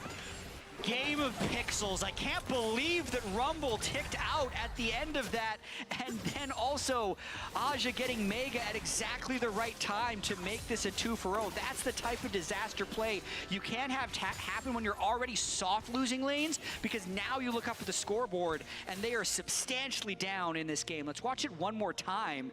So it's basically blind checking on top of this control ward. Skarner just goes in, gets the slam, and there's a fight bot too. Body block there, ready for Cheaton. But you highlight it now. Level 6 coming through. PSG pressuring the bottom lane, knowing they were in the isolated 2v2, seeing so many members top, giving a lot more access to push in, and now matching up the plates, and even a small gold lead for Betty, despite the early aggression coming out of Cheaton and Curry. And this is rough, because while the Gnar only has a 400 gold lead, Skarner very ahead of the clock. And while I wasn't as jazzed about Heartsteel in the previous game, when you have a lead, that item is incredibly powerful. It absolutely is. Maple also continuing to extend his lead 1v1 against the Yone. So far, this Akali pick, which is a little bit of a head scratcher to see at first, looking very well piloted in this Yone versus Akali matchup, not only forcing the Yone into an early null magic, just so heavily delaying his power spikes, but then also being, 20 CS up with the wave pushing into him. He's just really putting on a master class so far in this lane. What do you hear, Junja here? Skarner not going to provide too much threat, but will dissuade any further action as Jinkato just consistently forced to use the Soul Unbound to pick up bits of CS, pick up extra bits of gold. A single Shuriken flip landing at this health state could be a death sentence, could finish the job. They're trying to control and getting rapidly losing control of the map. This game, similar discipline in the first few minutes for PSG, but now actually finding success on that top side of those kills. It's put them in a much better state in terms of map control. As now, lockdown coming in, Q flash forward, Cheaton cleansing out to safety. Arcane Shift will keep him standing, but good to get that summoner spell. Does cost Woody his flash, however. Yeah, so I mean, even though Braum Ezreal played some trades aggressively and occasionally got push, the Gnar has consistently pushed in Weiser's Rumble, and then Maple's Akali has consistently got push in mid lane. So it's 2.5 to 3 winning lanes for PSG, and that's just one of the reasons this game is looking so one-sided at the moment. It's just extremely hard for Pain to actually make plays when you have 3 lanes pushing against you, because it means you can almost never get deep vision. You're almost never feeling confident in your ability to win a 2v2 or a 3v3 when your jungler's there, just since you're not going to have vision on the enemy jungler. And if the other team is pushed up in lane, they're likely stronger as an individual, and you'll lose that fight. So that's one of the reasons I feel like Pain is sitting on 0 kills and the gold deficit, on top of the little bit of a disaster that happened in the top lane. Yeah, and I feel bad for Jinkato. Yone players out there, you know the importance of these first item spikes, of finishing something like Blade of the Rune King or a crit item, something that has, attack speed and crit chance together, or just attack speed, because it's effectively also CDR, you're getting double value, but Hexdrinker has no double value stats for Yone. That is a purchase of necessity in a matchup that has been so Maple favored thus far, and means that while he'll still get value out of the knockup and the ult and fights, his net damage output is so much lower than it would be with any other item. Because now you can see Maple just threatening Cheaton in the picture-in-picture there. Pain Gaming determined to set up for grubs. It'll only take PSG getting 1 to get them the might spawn. As Junja starting to speed forward, finds the initial CC, the initial knockup. Ulti now coming back to Curry. They've blocked up 2 members, but a Jinkato off the side. Bring back Braum, Unbreakable does a little bit of work. Faja doing a lot of damage down, and Pain Gaming might just be better in the fight. Woody getting caught up, but they want a little bit more. Betty locked up. Maple not quite able to hit on the Shuriken flip. Aja coming in though, and he's just untouched. The Gnar ready to take over, but he needs to start stacking rage, but he's just tired. He has the debuff on, he can't stack anything. Finally now getting it. She's standing behind Jinkato, ready to take over. He might even need another item. Q3 there. Maple trying to finish. Captive audience not going to hit. Bloodbath on the top side of the map, and still only a single grub taken down. 3-4-3, and the teleport gets burned by Aja's Gnar. That's exactly the type of fight you want to happen if you are Pain, since you are getting pushed in every single lane. If you actually have the opportunity to have a scrap like that, you're going to take it. And I feel like the Yone's get out of jail free there after completing the Hexdrinker, getting 2 kills to get back on track. And this is kind of like game 1 where Pain end up just out fighting them. So despite the 3-man Skarner ultimate, it's not comboed with anything. It's on top of the enemy Rumble ult, so he ends up getting chunked fairly low to begin with. And then Aja had Mega on the turret at the start of this fight, so is exhausted by the time he teleports in, and then is unable to make a large impact before falling to the Yone. And while Maple's in a decent position, he just cannot finish these kills off. Jinkato, the edge, the Shuriken flip not hissing. Pain Gaming able to grab the dragon in the meantime. Oh boy. And you look back for Pain Gaming, right? This is an organization that has an incredible history in the context of the CB law. But Maple alone is a man who has enough history to match just about any organization. 2013, you talked about it earlier, debuting against Faker on the international stage. Really incredible. 12 years to the day was his world's debut. Trying to make a deep run here, and has to start here with a win against Pain after they dropped game 1. Still in a relatively comfortable position, but I think definitely a lot sweatier than it was 2 minutes ago. Now that the second Drake has gone over to Pain, knowing how they won the first game by stacking Drakes. And honestly, Maple's been that clutch guy for so many different lineups or so many different names. Okay. Have to be that again. Here's Visor getting picked off. Aja looking to carry some of that burden himself as Aja cannot even lane. Cheaton on the way down. Only level 8. Not the most comfortable position to be in. I mean, if they bring Vi as well, they might be able to burst him out, but most likely it's just to save Rumble. Weiser had such a good game 1 on Jax, struggling a bit here on the Rumble, which they early picked. He's hunting though. Going in. Aja just really not under enough threat there. Woody able to back him up, and Cheaton, of course, already heading back to the mid wave to try and catch that one. Right now, things feel pretty good for the side of PSG. Of course, you highlighted Yone, a little bit of a get out of jail free. Isn't able to complete another item, but getting the recurve, getting the boots too, means that his 1v1 in his side lane, at least he'll be able to push pretty reliably. But right now, Junja just shows up to deny any potential of him defending that tier 1. And there's a lot of standing gold here for PSG that they're looking to collect. They can get this top turret for Maple, really continue to accelerate him in the game. And if they can also kind of slow play this bot lane and get 2 outer turrets with really no retaliation possible, it's going to likely blow open a lot more of this game. No one can step up to Maple right now. With that Storm Surge being completed, he's just going to one-shot them. It's such an infuriating item to play against, because he hits the initial chunk, you're like, all right, I've lost the start of the trade, and now he's Sonic the Hedgehog, and there's no chance in hell I'm ever getting away from him. That feels good. Looking for a play on the bot side. Respect that PNG are consistently looking for these angles, but you can see in the MasterCard lane economy snapshot that the economy not favoring them right now. I don't think they can do anything at this turret, actually. Q Flash, Junja on the way in. A lot of base damage coming in strong there. Now it's just taking his time. Doesn't even have Mega yet.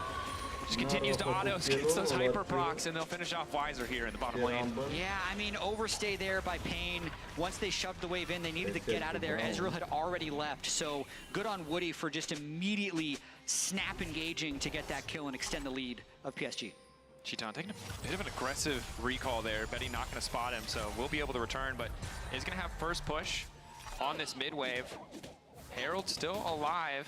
Got resets coming in. This is something that they could look for on the map. Might instead opt to contest Pain here, but Betty overstaying mid lane. Has flash barrier, didn't have to use any. Yeah, very close there, but I think the damage portion of this Pain gaming lineup just was not in a good enough position. The carry up wanted to follow up with the ultimate. But Junja in a pretty good spot. That Braum is in trouble. Cheaton maybe can offer him a way to get out. Immediate ulti coming through, sidestep by all 3 members of PSG. Cheaton in the midst of the enemy team. Jinkato, Q3 ready to go. But Maple behind him, he's going to snap back. Maple's immediately going to be on top of him. The short flip misses, however. A little bit tragic as Aja TP's in. Not to a lot of effect here, but was ready just in case the fight did break out. Looking like a bounce back game for Pain, though. Not only do they win that small skirmish with the Braum kill, all pressure that Pain may have been able to develop evaporated as they all kind of collapsed mid lane anyway and still didn't win the fight. So you can see the side lanes there. Rumble completely pushed in. Maple's Akali up top lane, catching a wave, uncontested.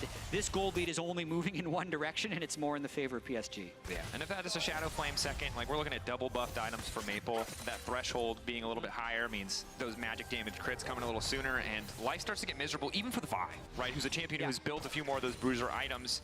You get enough magic pen coming through, and suddenly he's vulnerable as well. Has to be a bit more careful about trying to fish for those plays.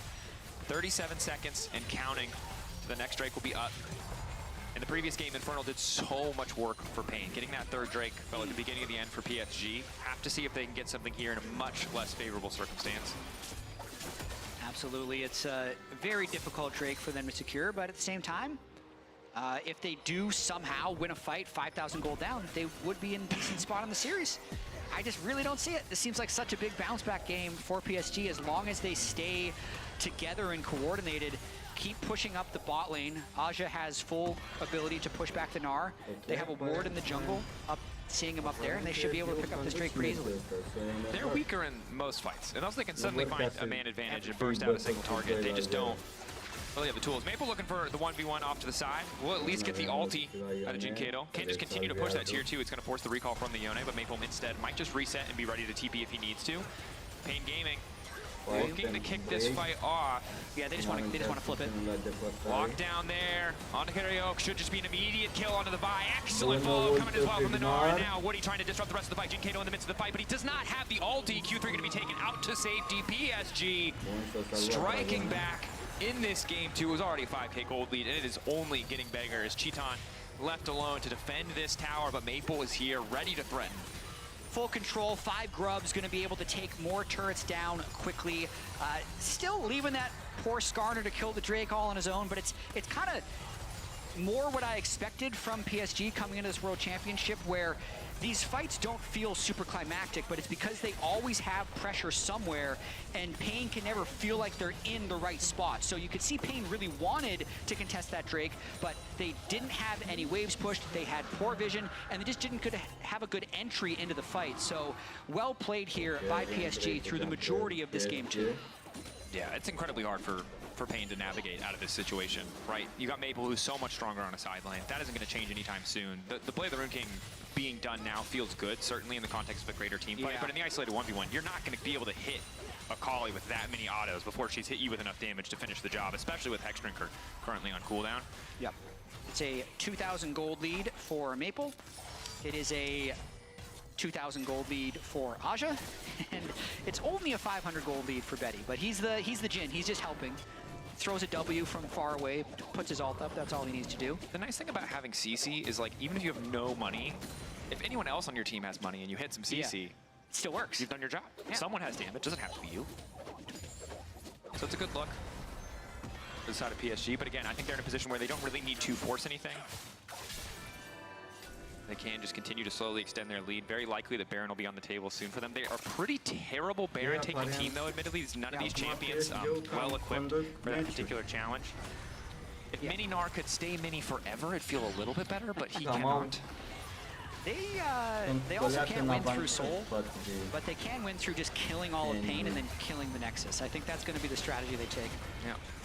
Q3 on the Junja does not do much damage. The Skarner felt lackluster in the previous game in the face of the Sejuani, but in this game where he's so tanky and so far ahead, very hard for them to delete him, but not quite going to be the catch of cards. Woody's in the midst of the entire team. Karaoke now trying to retreat. Maple, big damage coming from that Storm Surge. Ulti coming through as well, interrupting the Fate Sealed from Jinkato. The curtain call won't quite finish up Curry, and now PSG can take their sweet time if they do want to start at that Baron. They can think about it, but I still think their Baron damage is so low that, yeah, they're just going to decide to recall. Gold lead getting bigger and bigger. They're going to win every skirmish. I can definitely see the other side of this where people are saying, like, why does Pain fight that? It's because they have literally nothing else to do. Like, their entire jungle is getting taken away from them. There's only 1 or 2 waves that they can actually touch. Like, you do need to actually get gold at some point in League of Legends, but in retrospect, it looks really foolish that they go for this fight down 7,000 gold in their own red buff, but they're just trying to protect their own resources. The fight itself, Maple gets a little bit low, but ultimately just able to execute the Yone, and they walk away with a pretty easy 2 for 0. Yeah, and they have the advantage in push, in vision, in gold. That means the amount of options. Similar to in our first series in that second game, right? You just, any attempt you have to make a play is always just going to be high risk. Not afraid to take those risks. PSG wants, I think they're willing to dive these side lanes if they find the right look, but if they don't, they still have 5 grubs. They get the majority of the turret every time they move up with a wave, and it's just a matter of time until they extend the gold lead. And Gaming hoping maybe that a member of PSG will be caught out. Really, the only member who could be vulnerable would be Betty, but he's always so far back that there's not much risk. Yeah, and now that they've killed this bot turret, you can see they moved through the jungle. Next, they're going to push up the mid wave. They'll get vision here, and that's kind of going to be the next objective. Really procedural, what they're doing here in this game to extend this lead, and if at any point, since they're staying connected enough, if at any point Pain does end up going for a fight, it's going to be a losing fight because they're not going to be in the defense of their turret, and they're down so much gold. Definitely. Jinja now completing the Sterix as well. A bit more tenacity, massive shield. So whatever hope they had in the previous fight of picking him off is dwindling away quickly. PSG, you can see this first push gets them vision. The next wave they push likely to get them a bit more, and over time, Pain going to be pushed further and further back. Unless they do want to go for some sort of fast play where they fish, like the previous play, for some sort of pick, some sort of aggressive move, but they'll always be doing it at a gold and vision disadvantage. As Junja starting things off, suppression there, stopping Rumble from ulting. QUASAR in trouble. Will he get anything else done? Desperation ult to little effect, and that's the risk of stepping up into territory you do not control. Yeah, I'm just trying to hold a little bit, make sure Baron isn't getting started, although it's going to take about 45 seconds for PSG to kill Baron if they started it. But this is the plan that we thought PSG would have. They push mid wave, they get a pick, they move towards top wave. 3 lanes of pressure. More damage. Jinkato forced to go back. Q3, immediate ulti. Fi there to body block, crucially. Or it would have just been a kill. But now another tier 2 falling. Nor already splitting in the bottom lane. Someone needs to match, but Yone needs to go back to base, which makes everything so damn tricky. Even a poke on Junja maybe slows the Baron, but again, Baron probably not their priority with this particular composition. Is now desperation pick on the side lane. Can they take out the Gnar? Jinkato on the way in. Woody here to cover as well. Aja waiting for the ulti, waiting for the perfect time. Flash in, massive engage. Aja still standing. Knock back on 2-3. Doesn't have to throw them into the wall. Doesn't think he has the range, but Maple's there. And Maple has more than enough damage to do the work himself. Maple. Double kill pentru Gen, double kill pentru Akali. I think that's probably going to do it. PSG with a dominant game 2 here, only 24 minutes in, looking to finish off the ace. But even if they don't, they're going to be pushing these Nexus turrets right away. Whiplash for Pain Gaming. Incredible game in game 1, but PSG not playing around in this game 2. Maple getting the better in the 1v1. Aja better in the 1v1. But not quite enough in the tank to finish it here. PSG playing with that diligence and respect. They were upset once. Do not want it to happen again. So perhaps one more play. 12K gold lead. It's only no soul point for Pain. This is about as insurmountable as it can get. Yeah, the only thing that Pain is holding on to, or would be able to hold on to, is that they're so far away. PSG is so far away from soul point, but it doesn't matter when you're 13,000 gold down, resetting once again onto the map, have already broken the bot inhibitor, so can move either towards Baron, but most likely just retake that red buff area, choke out vision where you see those 3 wards from Pain being placed. PSG is going to move in as a team, clear those. If Pain is ever next to them, PSG is going to snap engage, especially with the Skarner. Through the wall, into the wall, there's the snap engage as predicted. We've seen that exact engage twice this game, I want to say, and this time the ulti catching Curry. Mid animation as he goes back, so support out of the game. Cheeton stepping up here. Junja immediate flash in, tries to find the knockback. Cheeton living for a brief extra moment, but they're going to need to block with everything they've got. Have to be careful the curtain call as well. So many things to take into account, but Cheeton's still alive. Maple, though, finally joining the fight. The damage from the Akali is good. Curio giving his life just to get his team out. Now will not have Smite as they take the red buff on the way out. Surely they're willing to take Baron now. Yes. Let's see. All right, 25-44 is when they started. And it's still a really slow. And they're 12,000 gold ahead, just to put this in context. 10 seconds. Okay, it's like a 15-second Baron, and that's without Maple. Okay, now we're 15 seconds. So it is slow. Like, you can see why they haven't done it. They're hilariously ahead. That was a 20-second. Yeah, that took forever. In the context of this lead, any other AD carry with that lead, that thing dies in half the time. It really does. In no world is PSG nervous about this game. They're going to be much more comfortable in their review here going into Game 3. I think on the side of Pain, you got to be thinking about draft at this point for Game 3 as well. Maple waiting in the darkness. I don't even think he needs to hit E anymore to kill people, which is like the one tricky part of the kit, right? Once the enemy has boots, you actually have to, like, a little bit of prediction to hit that ability. I think in that bot lane fight, he just R'd in and just immediately Storm Surge blew him up. Doesn't need RQ, you're done. Oh, I mean, yeah, Storm Surge Shadow Flame when you have a lead is just so gross. It's so powerful. Woody, fishing for anything. It doesn't really cost him much to just jump in, Celestial opposition. You know, not as important because he has such a massive lead. And Maple continues to threaten on side. They don't have a ton of range, they don't have a ton of poke. Although, as I said, Maple might be ready to go in. Just thinking about it. But the wave clear outside of Pain, not great either. Immediately, they're going to try to follow up. Nice disruption coming from Junja. They find a shutdown, initially knocked back into two. Gnar and Skarner together doing work. The beefy boys on the front line getting it done as Maple comes in to clean up. Cheeton going in trying to finish up. Maple, he doesn't have the Q. Oh, he gave everything he had. One last desperation effort at PSG. They've only got 3 creeps. But now with the bot lane coming in, they should just end it here. Yeah, pretty respectable engage there by Pain. Down this much gold, being able to get 2 kills, but that was always going to be the final outcome when they try to have that last fight. 2 Nexus turrets down, and soon to be followed by Nexus. Nexus will fall as well. PSG striking back in Game 2 to tie the series up. What a strange series.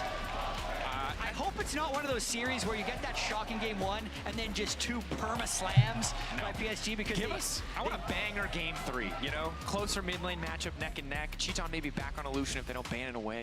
We got to see the pan into the PSG's huddle and the coach was going over the game. Yeah. I wish it would have panned to him just like scrolling through the patch notes and being like, oh, by the way, we have to change our draft, because that feels like what ended up happening here in game 2. This is a modern draft for the Worlds patch as PSG bounces back. Yep, they had it ready to go, and it worked out pretty damn well. We're going to head to a quick break. When we return, that man on your screen will be back and ready for game 3.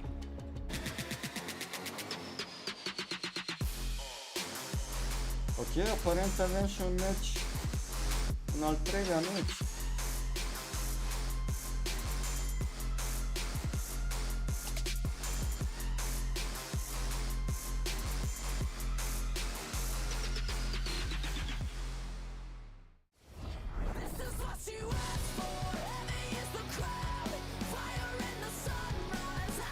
Ia faină piesa asta de la Lancool. Chiar mă bucur că a revenit.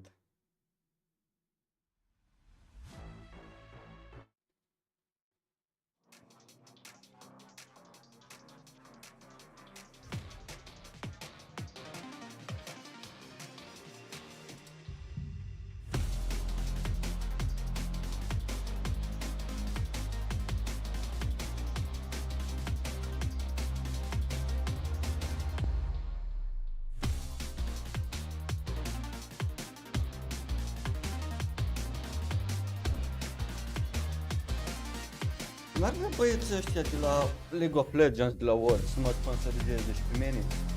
Facem un parteneriat, eu fac reclamă. Adică, sincer, chiar mi-aș dori și eu să primesc aceste, cum se numesc, feature-uri. Merch, riotgames.com.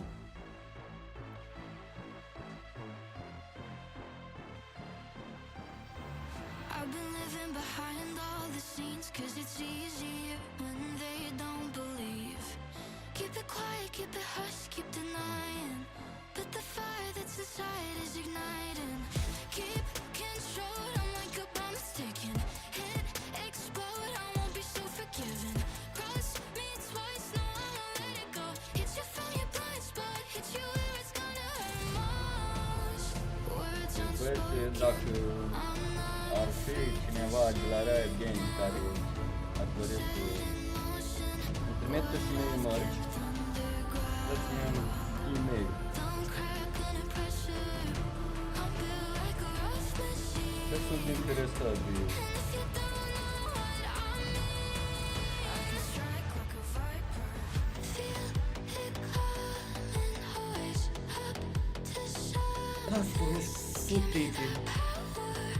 $400 Worlds 2024 Lux.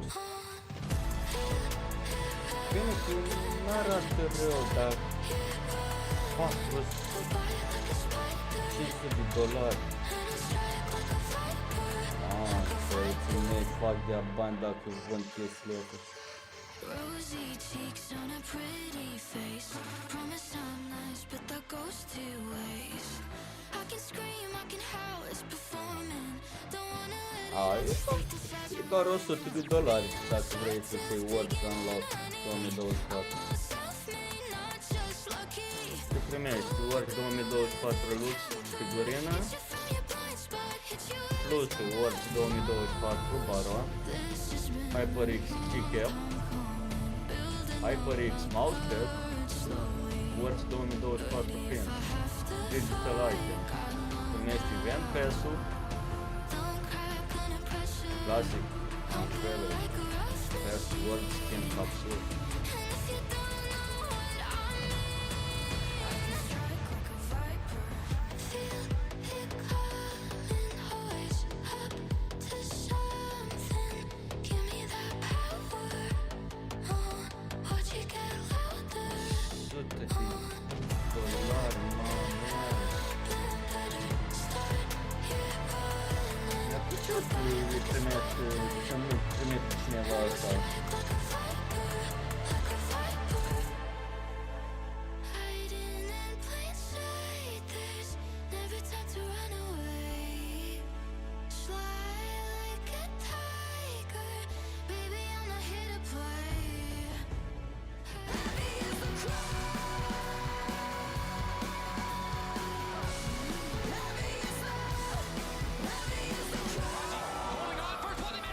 Trying to get close to Aja, one more sec. No, the tinting close, not enough. Desperate to finish the kill. Oh, God, a game.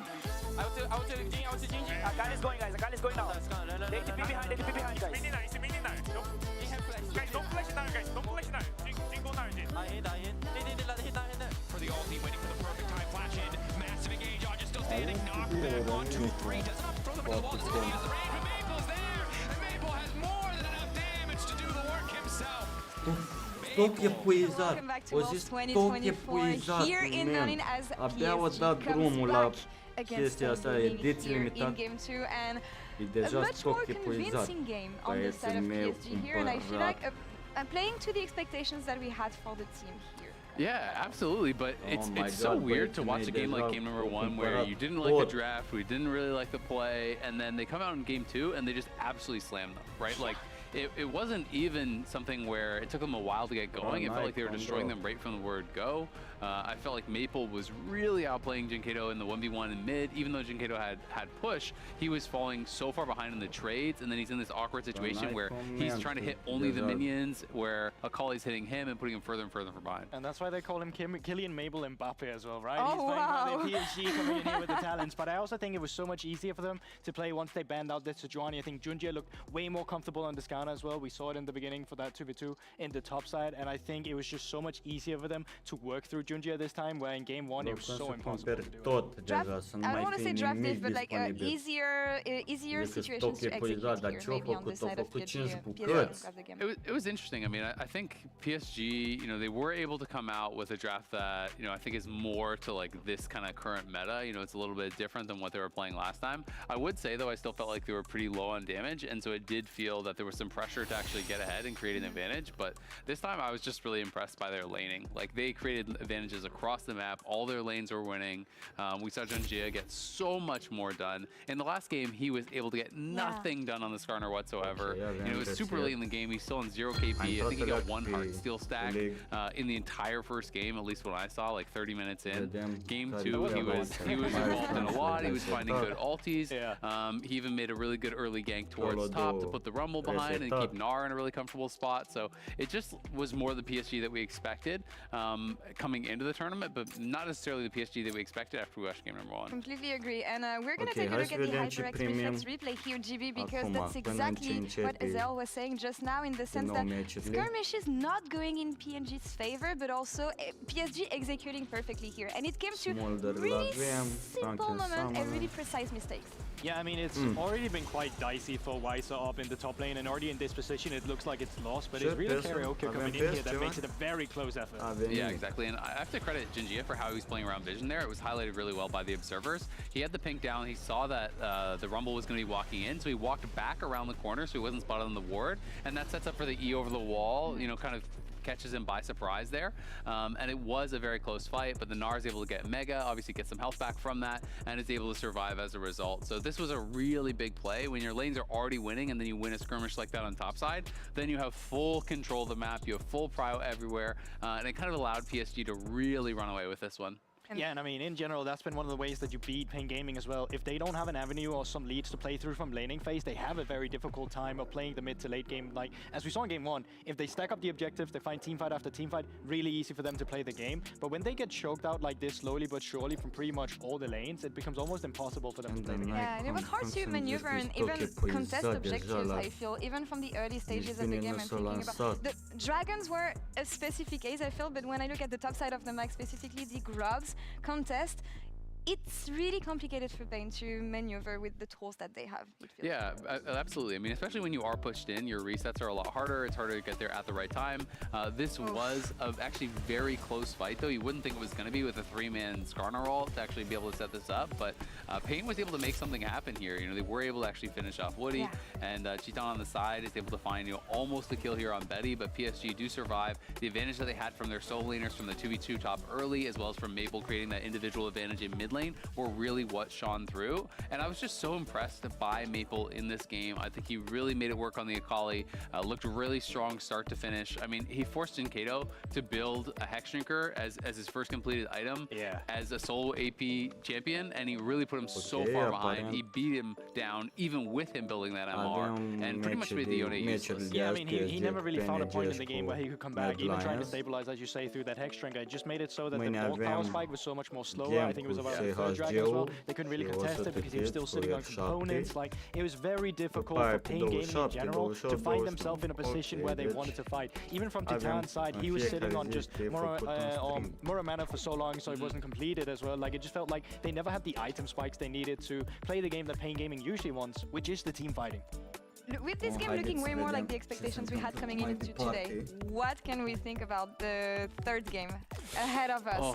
It's was it just a dream for Pain, or? That's kind of what it feels like, right? Like when you have a game one like that, it's easy after a game two to say, well, PSG just drafted wrong, right? You know, they just had the wrong read on the meta. Game two, they changed it up. They absolutely dominated them. So I do think you have to then go back to that expectation of PSG is the massive favorite. Unless Pain can really get something going, I think, in the draft, try to throw some sort of a wrench in the gears. I think it's tough to predict. Yeah, but I mean, I want Pain Gaming to do it now after they took game one. You know, I kind of want to see them succeed. Get rid of the Rumble, have Titan again on something like the Lucian Nami. I love the early aggression they played through. I really hope we see them try and contest the early game so they find themselves at a better position for fights in mid-game. I mean, they have your passion, they have the fan support on the other side of the arena, so let's send it over there, actually, and to our casters for game 3.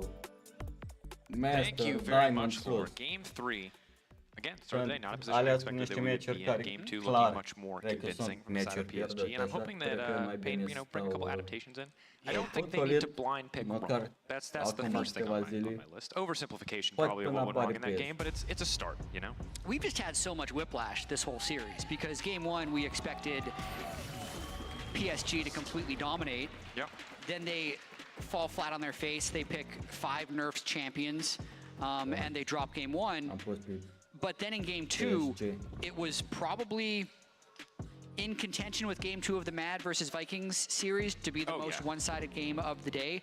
I think it actually was the most one-sided game of the day, with essentially a completely new draft. But now, with losing game 2, Pain picks blue, gives themselves the first blue side game of the entire series, and we already see different bans with Skarner being taken out. I wonder if any of the tanks will make it through, or if PSG again want to ban away the Maokai. Ash was also on their list. Actually not wanting to give over that playmaking and reliable kind of winning lane option. Clearly, a lot of adaptation going to be available to both sides. Pain Gaming probably feeling under the gun a bit, and they need to adjust there. But PSG, I would expect to still see them limit the Maokai. Instead, however, the Aurora, perhaps a staple of many red side bans or red side drafts to come. It's going to be tricky because I think Pain is probably walking away from that game too and thinking, okay, even if we picked a good team fighting draft, we just can't have 3 losing lanes. Like that's always 100%. Going to be a team's feedback for the players whenever they have a game like that, because it will feel so ridiculously hopeless with 3 losing lanes. So I'm just trying to figure out how they can actually do that, because the Yone power pick, you would expect that to be decent. It got completely slammed by the Akali. They've played 2 sides of the Rumble matchup. They were getting pushed in on both of those, so neither of those were like safe blind pick lane winning champions. So if they're really looking to win lanes, they want to delay their lane picks as long as possible. And I don't really know what the real power picks of Worlds are going to be so far, but that would almost mean like a jungler first pick, so they can think about counter picking lanes. And interesting that both sides have really, it seems, decided to limit the reliable, proactive playmakers in the form of the kind of the tank here. Jungle options, excuse me, Jarvan, the Skarner, the Maokai, the Sejuani, but now Syndra coming into the mix. Yeah, in theory, you can win. They think this is a blind pick winnable matchup, but curious to see what Maple matches it with. In theory, also, I mean, Champions Queue is so hard to know what to take from it, right? But in theory, also a flex. Sure. I feel like it's been a very heavily blinded pick in Champions Queue so far. Historically, Syndra's been fairly blindable as long as you can build the right type of team comp around it. Yeah. I mean, you get to hold every single champion at arm's reach. you know, abilities not forcing you to stop, not getting stuck in cast animations makes the champion feel so good in lane phase. And if they do pair it with a Lee Sin, you have really excellent CC setup, provide a bit more mid pressure. Banned out most of the tank junglers, and the Akali Wukong is really threatening in team fights. It's not like a super strong 2v2 early, so I could definitely see Pain getting a little bit of push through the mid lane. Also the Ashe early pick, going to be very vulnerable in team fights to the Akali Wukong, but I think for the most part, the priority for Pain was let's not lose lanes as bad as we did in game 2. I mean, these are two champions who you would expect to have the push early on at the very least, and obviously the proactive playmaking you can get out of a Syndra and out of an Ashe ultimate can help to really set up this Lee Sin for success. That said, Wukong, bit of a terror as you get later into the game, and as you highlighted against a mobile champion, feels so good. A similar story for Jhin, who can just, again, like in game 2, operate at arm's length while you have a Wukong and an Akali diving into that backline. Yeah, Wukong also going to be a flex. You can play it top lane or jungle. They don't need to reveal that yet. They could actually hold it all the way to the 5th pick and really throw a curveball if Pain assumes that this is a jungler, so makes these second phase of bans a little bit more complex for Pain as well. Wukong top, of course, got a little bit more popular after his buffs on 14-16. I believe it was kind of the flavor of the month solo queue pick in Korean solo queue for a bit of time. See if that's something Aja wants to try. Yeah, if Cassante gets locked in, then you can put the Wukong against it. We saw that in the LCS playoffs to decent effect. Also just a champion against really any AD-based matchup with the passive buffs who just gets so much armor and extended trades, so any melee champions can feel okay, at least for the lane phase. Now the Braum, though, taken away. And when you already have an Ashe and a Syndra, and you're potentially relying on a Jhin for follow-up, it makes a lot of sense. Braum, a champion who, in the right circumstances, can be one of the most powerful supports in the game, just because of how good Concussive Blows is and how good Unbreakable is. The rest of his abilities, they're all right. But those two abilities, hard to put a gold value on them. Absolutely. Another Poppy ban from Pain, even though I think it's pretty good against PSG's current champions. They just don't want to play against it in any way, shape, or form. Yeah. Yep. Yeah. It would be really, it. really good for their team. It's really hard to think of a champion that would be better for their team in the support position right now. But I guess, you know, want to give Lee Sin the freedom to live his very best life. Yeah, just in case. So Jack's taken away too, potentially heralding.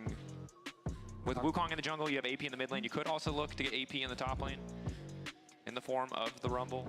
While you talk about like the, obviously, or once Rumble has a few levels under his belt, Flame Spitter still gives him the push, but that first few levels, QUASAR was able to get a push out and a free base, so maybe just doesn't want to deal with that early game. Okay, they lock in the Leona, so they're holding the Wukong flex, which makes this pick a little bit more difficult. They could also just put Rumble in the top lane. It's going to be generally fine because they have enough AD from Jhin Wukong, so I'm a big fan of PSG's draft so far. A lot of aggressive setup options. Every single champion has CC that can be used to start a fight on the side of Pain. Taking their time. I honestly, personal preference, hate Alistar. Does a lot, but feels so useless in lane till level 3. A little bit better against Leona than it is against Aurel, but still can be a little bit tricky. Forced to blind pick top now. What is the option? Gnar, Cassante, Renekton would be the blind pick things you'd normally see. They have a lot of CC already, so they're going with a slightly stronger lane. More ranged lane. And Gnar's excellent follow-up CC. You know, him, short of having a TP flank where you find that angle, it's often hard to get the immediate Gnar setup. Rare that you get the mini double bounce in the perfect ultimate in a competitive game of League of Legends. But both top laners taking turns hovering things I don't think that they will pick. Yeah, I mean, I could see them moving Wukong. Okay.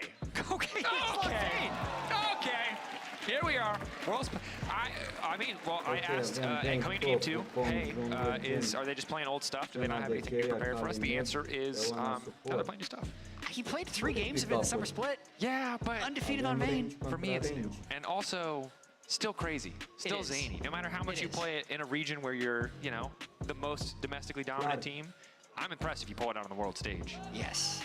I mean, let's see if they can just dominate the lanes once again. So the biggest breaking point for me here is how Maple will do in that mid lane matchup against the Cinder, because the Vayne should be able to get push. It's about avoiding the Lee Sin ganks as much as possible. And if they can somehow manufacture a lead at mid lane as well, then that's really where they can collapse the rest of the map. Definitely pressure on this early game. PSG, this composition gets ahead, it will feel so unplayable for Pain Gaming. But Pain Gaming, so many tools to start fights, so many pieces of CC to set up picks, much more than they had in the previous game.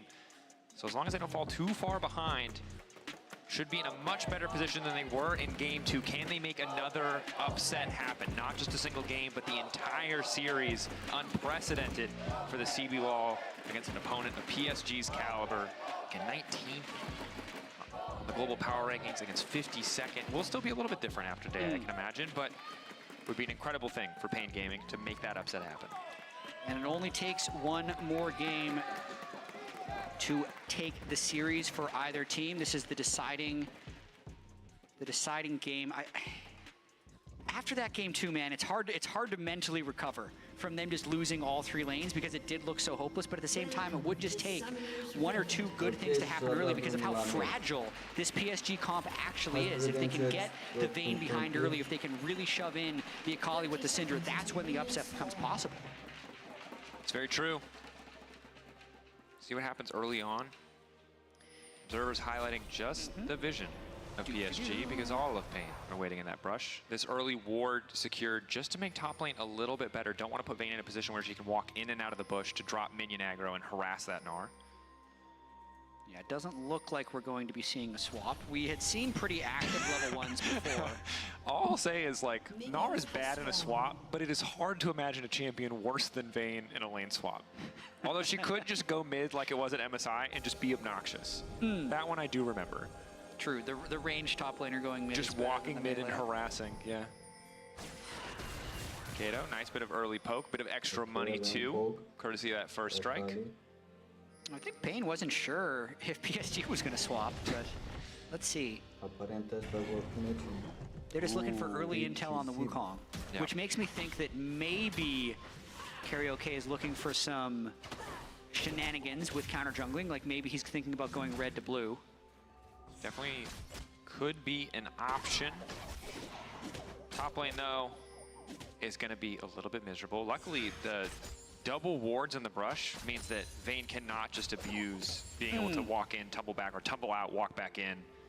And so will eat a bit more minion damage than you normally would if that ward was not present. Interesting, yeah, that was the ward left by the early level 1. I believe it was Alistair that went up there, then came back to base, bought a sweeper. Not helping that much. No, this is pretty unplayable. Yeah, grasp Vayne, oof. It's rare you're in a situation where, they're not going to connect, but it's rare you're in a matchup where both sides of Gnar feel bad. But both sides of Gnar feel pretty bad here.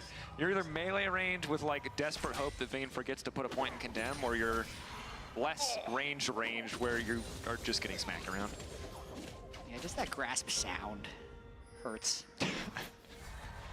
Okay, here we go. Set up on bot side. Level 3 there. Nice knock up. The cleanse isn't going to help there. Lock up now coming in. The root not going to do much of anything. Betty now in trouble. Minion wave doing a decent amount of damage, but she should be able to grab that first kill. Nice use of the hot shot to keep him standing. Carriel can follow up onto Woody. Junja is here. Lisa needs to be careful. Junja early burst isn't going to be that crazy. Alistair already up. Curry hoping to mitigate this a little bit. Q in to try to follow. Clone now coming out, but the lockup is there. Leona passive, offering that bit of extra damage to make sure Junja can secure. And now it's Curry who's forced to flash away. A bit over-eager there on the re-engage. It really was. I loved the look already, though. They had the early ward knowing where Wukong was starting. They didn't expect him to be anywhere near there because they thought the ward would have given them the correct information. So he 3-camped into full gank bot lane, setting back his full clear quite a lot, but then giving that kill back at the very end of it nullifies the advantage he would have gained. Maple, not quite as favored early on here, but still threatening, still able to just stand in the wave. Betty now collapsing that wave in, and you can see the initial start here, very good. Cleanse on Jhin feels great against a lot of things in this game, but Alistair knockup is not one of them. Yeah, being able to get into headbutt range before the Lee Sin showed was the crucial thing here. And then looking at this again, knowing that the blue buff was still up, Junji was probably fairly close, but they really did think that they'd be able to outplay this one. as that's a gank. Jinkato with trouble! Flash forward, Maple finishes. Junja there to tank the tower shot, stop Maple from dropping down. Close exchange, full confidence there for PSG mid jungle. And that's what couldn't happen for Pain. They couldn't have the Syndra not only lose Flash, but also die early on, and the kill goal goes over to Maple, because now that means when Maple is level 6, he's going to have kill threat and be able to get Prio in that lane. And losing Cannon. And Cheeton, the Ashe obviously can win early on, but Curry taking so much damage there for free. Pressure going in favor of PSG, and it's starting to feel like a bit of a run back. Similar to game 2, different side for PSG, but the control of lanes is very heavily favoring them. Yeah, something that was true at MSI and throughout the entire PCS split was when PSG got a lead, they pretty much never let it go. Yeah. So this early start is something they're very confident playing around, especially with Wukong outpacing the Lee Sin, going to be hitting level 6 first. Vayne, so difficult to deal with unless you're really going to devote a lot of resources to stopping him at this point, which they can't, since both the Syndra and the Ashe Alistar bot lane would be the ones in need of more assistance. So PSG is very happy with the start of this game. You can see the pings out. They know Lee Sin's in one of 2 spots, neither of which are near mid, which allows Maple to just play so incredibly aggressive. Jinkato's like, okay, surely this guy won't continue to walk at me. Tries to predict with the Dark Sphere behind him. Nope, he's continuing to step into you. He will just keep walking forward as long as he knows he has the safety to do so. But Curry hoping that he makes the same decision twice. Oh, nice sidestep by Maple. He is level 6 as well, so pretty easy to just crash this wave. If Alistar goes in, I think Wukong Leon is going to turn it. At pull. A lot here. Just having fun. Yeah, I mean, I think Scatter Leak's still on cooldown, right? So there's not really immediate follow-up. You don't have ulti yet. PSG taking control of the top side. Pain giving a ton of resources here just to try to contest this area of the map. I mean, they do have the numbers advantage here. Aja doesn't look like he's interested in teleporting down, so yeah, I think PSG is totally fine giving away these 3 grubs just for more gold and XP onto the Vayne. Good roam up there by Pain, though, getting the grubs relatively uncontested, especially since they can teleport bot to match that Vayne. And while it's frustrating because you will lose some plates on the bottom side, you know, the Vayne with a bigger advantage, with grubs, the ability to shred through those plates even faster in the future would only feel worse. So Pain choosing a little bit worse up front, then a little bit worse later. Switching to here. Wajir has to be so careful. If he gets knocked into a wall, more than enough damage to finish the job before he can turn into Mega. He doesn't even have the ninja tab he completed yet. But luckily, Curry again in the area. And credit to him, he's been consistently in the right place across these games. Good knock up, level 5 there. Marked before the clone could come out. Now trying to get away, but Carioca just following up instantly. Wajir on the way in, level 7, gonna pick up the kill. A little stop juke comes out from Junja, but nobody's falling for it. Quick kill back, and Pain giving credit to them, finding the angle. No, that's huge. I'm a little surprised that Wukong was there, to be honest. A lot of times you'd want to just continue to farm your camps, keep your lead, and since you have such winning lanes, just kind of be there to match when the other team comes down. But credit to Pain for finding that kill. I think it keeps them alive in this game. Now having an additional kill, being able to go back, when he does go back, get those tabbies, maybe get a little bit extra, makes the lane phase so much easier. And Vayne is very much so often in pro play just that feast or famine champion, right? She's either single-handedly winning her lane in isolation in a way that makes it miserable to play against her, or doing very, very little. There's really no in between. Jinkato, though, continues to struggle here in a lot of these trades. Does have the lost chapter now, so can spam out a bit more in lane, but maybe forced into some early MR here shortly. In general, Orc Tread's very high value against any Leona. And the Jhin, so wouldn't be a bad purchase.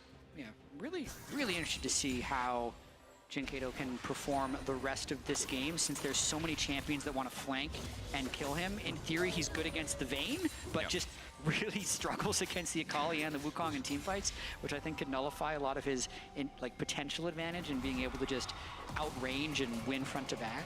Yeah, and you can see also why it was important for PSG to ban the Braum, right? So much of their team comp is so vulnerable to those single pieces of CC. And now they don't really have that immediate reliable disengage option on the side of Pain Gaming. Circumstantially, you can Alistar headbutt somebody out, maybe Gnar can push people back, but it's just not the same reliability that Braum brings to the table. Now, Wiser starting to push top lane, a little bit more confidence. Pain, again, looking to take another objective. This time around, though, it won't cost them nearly as much. Their waves are in a pretty good state. We'll see if PSG feel like they can contest this, but they're certainly on the back foot in terms of overall map pressure. I think they just get this, which is, I'm a little bit surprised. It felt like PSG had control of this game, but now they've lost 3 grubs, they've lost first Drake, and they haven't extended their gold lead. So quietly, Pain has really jumped back into this game. Yeah, very close. Berlin Studio. A lot of love for this Pain gaming lineup.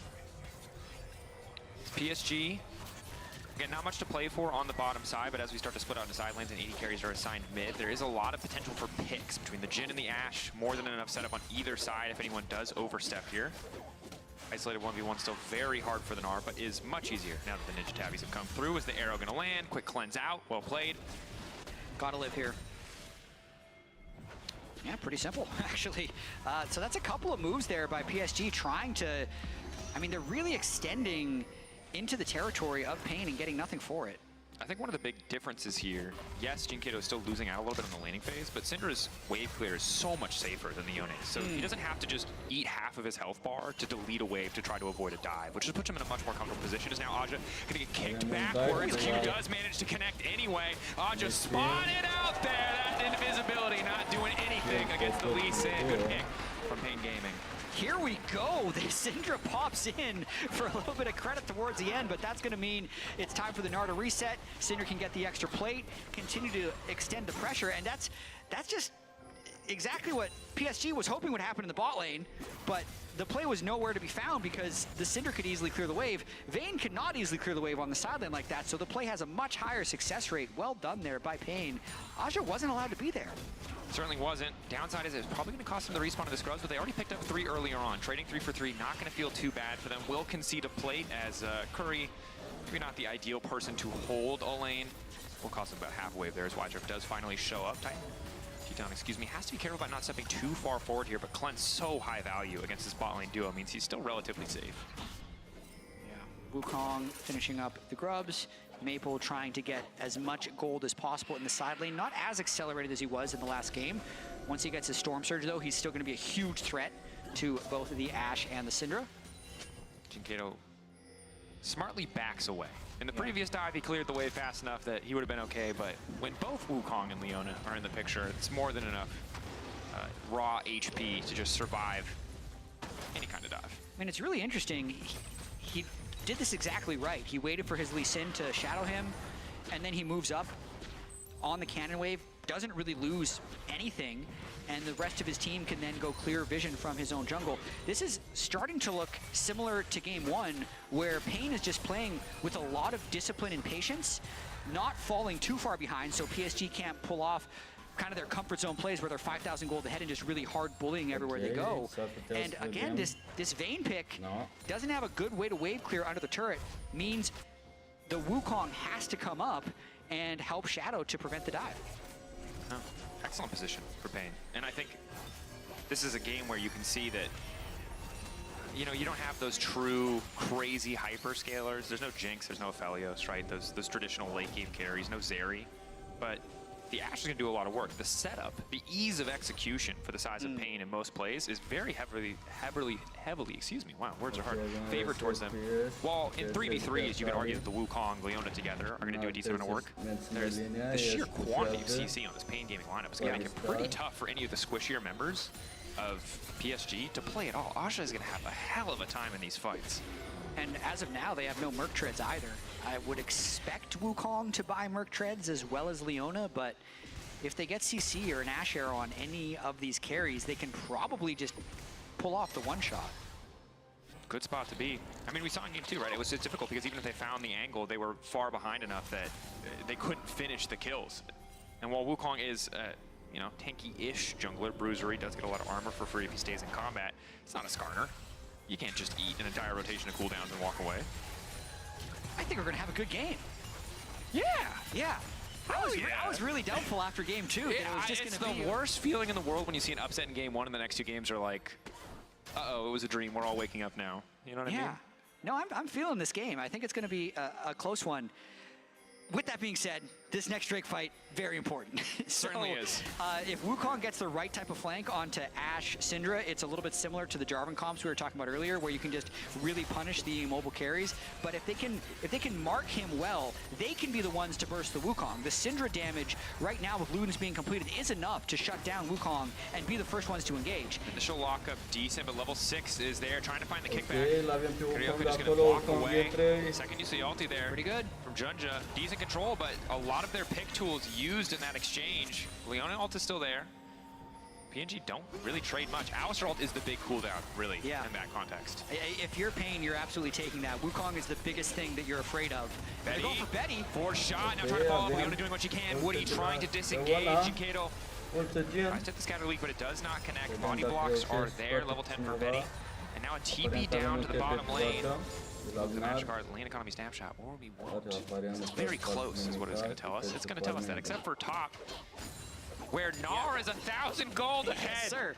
As you expect. In the Gnar versus Vayne. Actually, it's a winning matchup. We were Vayne wrong. has to scale, apparently. Needs a bit more time as PSG have decent vision control, but with Gnar able to get first move and having Mega, this is a really tough fight to navigate. Options here, Betty and Woody are so low, and Betty doesn't have ulti.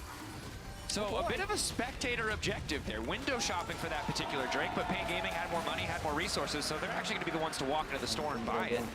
Well played, and they also have tempo on the map currently with the ability to get first on mid wave, first on bot wave. PSG running out at the moment. On the next reset, PSG is going to be able to get some tempo of their own, but just you're going to trade that every time for the second Drake, and still a slight goal lead. Yeah. Maple, I think, TPing top to try to get this wave in to make sure that they do have a pressure point where they can get a bit of vision control around this objective. Herald, of course, important for both of these lineups to maybe break us out of this laning cycle. But short-lived. Does let his team get in a little bit, but no one is there with wards to lay down the vision. Woody has to go mid to make sure that Betty is safe. So they'll get first initial setup, but PNG likely to just take it back. Man. Okay, so Rift Herald available right now, and Pain is playing as patient as they did in game one, which is extremely good for them because they're almost waiting for PSG to commit to objectives, and that's where they're finding the fights. Because right now, PSG actually has very poor objective approach because they have really low range. So unless PSG can actually win side lanes and get flank set up, they can't approach objectives very well. So this whole time in between objectives, Pain kind of just has to avoid getting picked, and then if they have push as they move towards objectives, they'd be fairly confident actually taking these fights from range. And you can see they're immediately backing away as they realize they're pretty split, regrouping as 4, re-approaching the objective. And it's not just the short range, it's also the general lack of wave clear. Yeah. Right? Like, Vayne is terrible at clearing waves. One of the big reasons the champion isn't more popular in pro, right, as much of a bully as she is in lane, she's so slow to push these out. And while Maple's decent now that he has enough points in Q, even Jin has to build items to supplement that wave clear.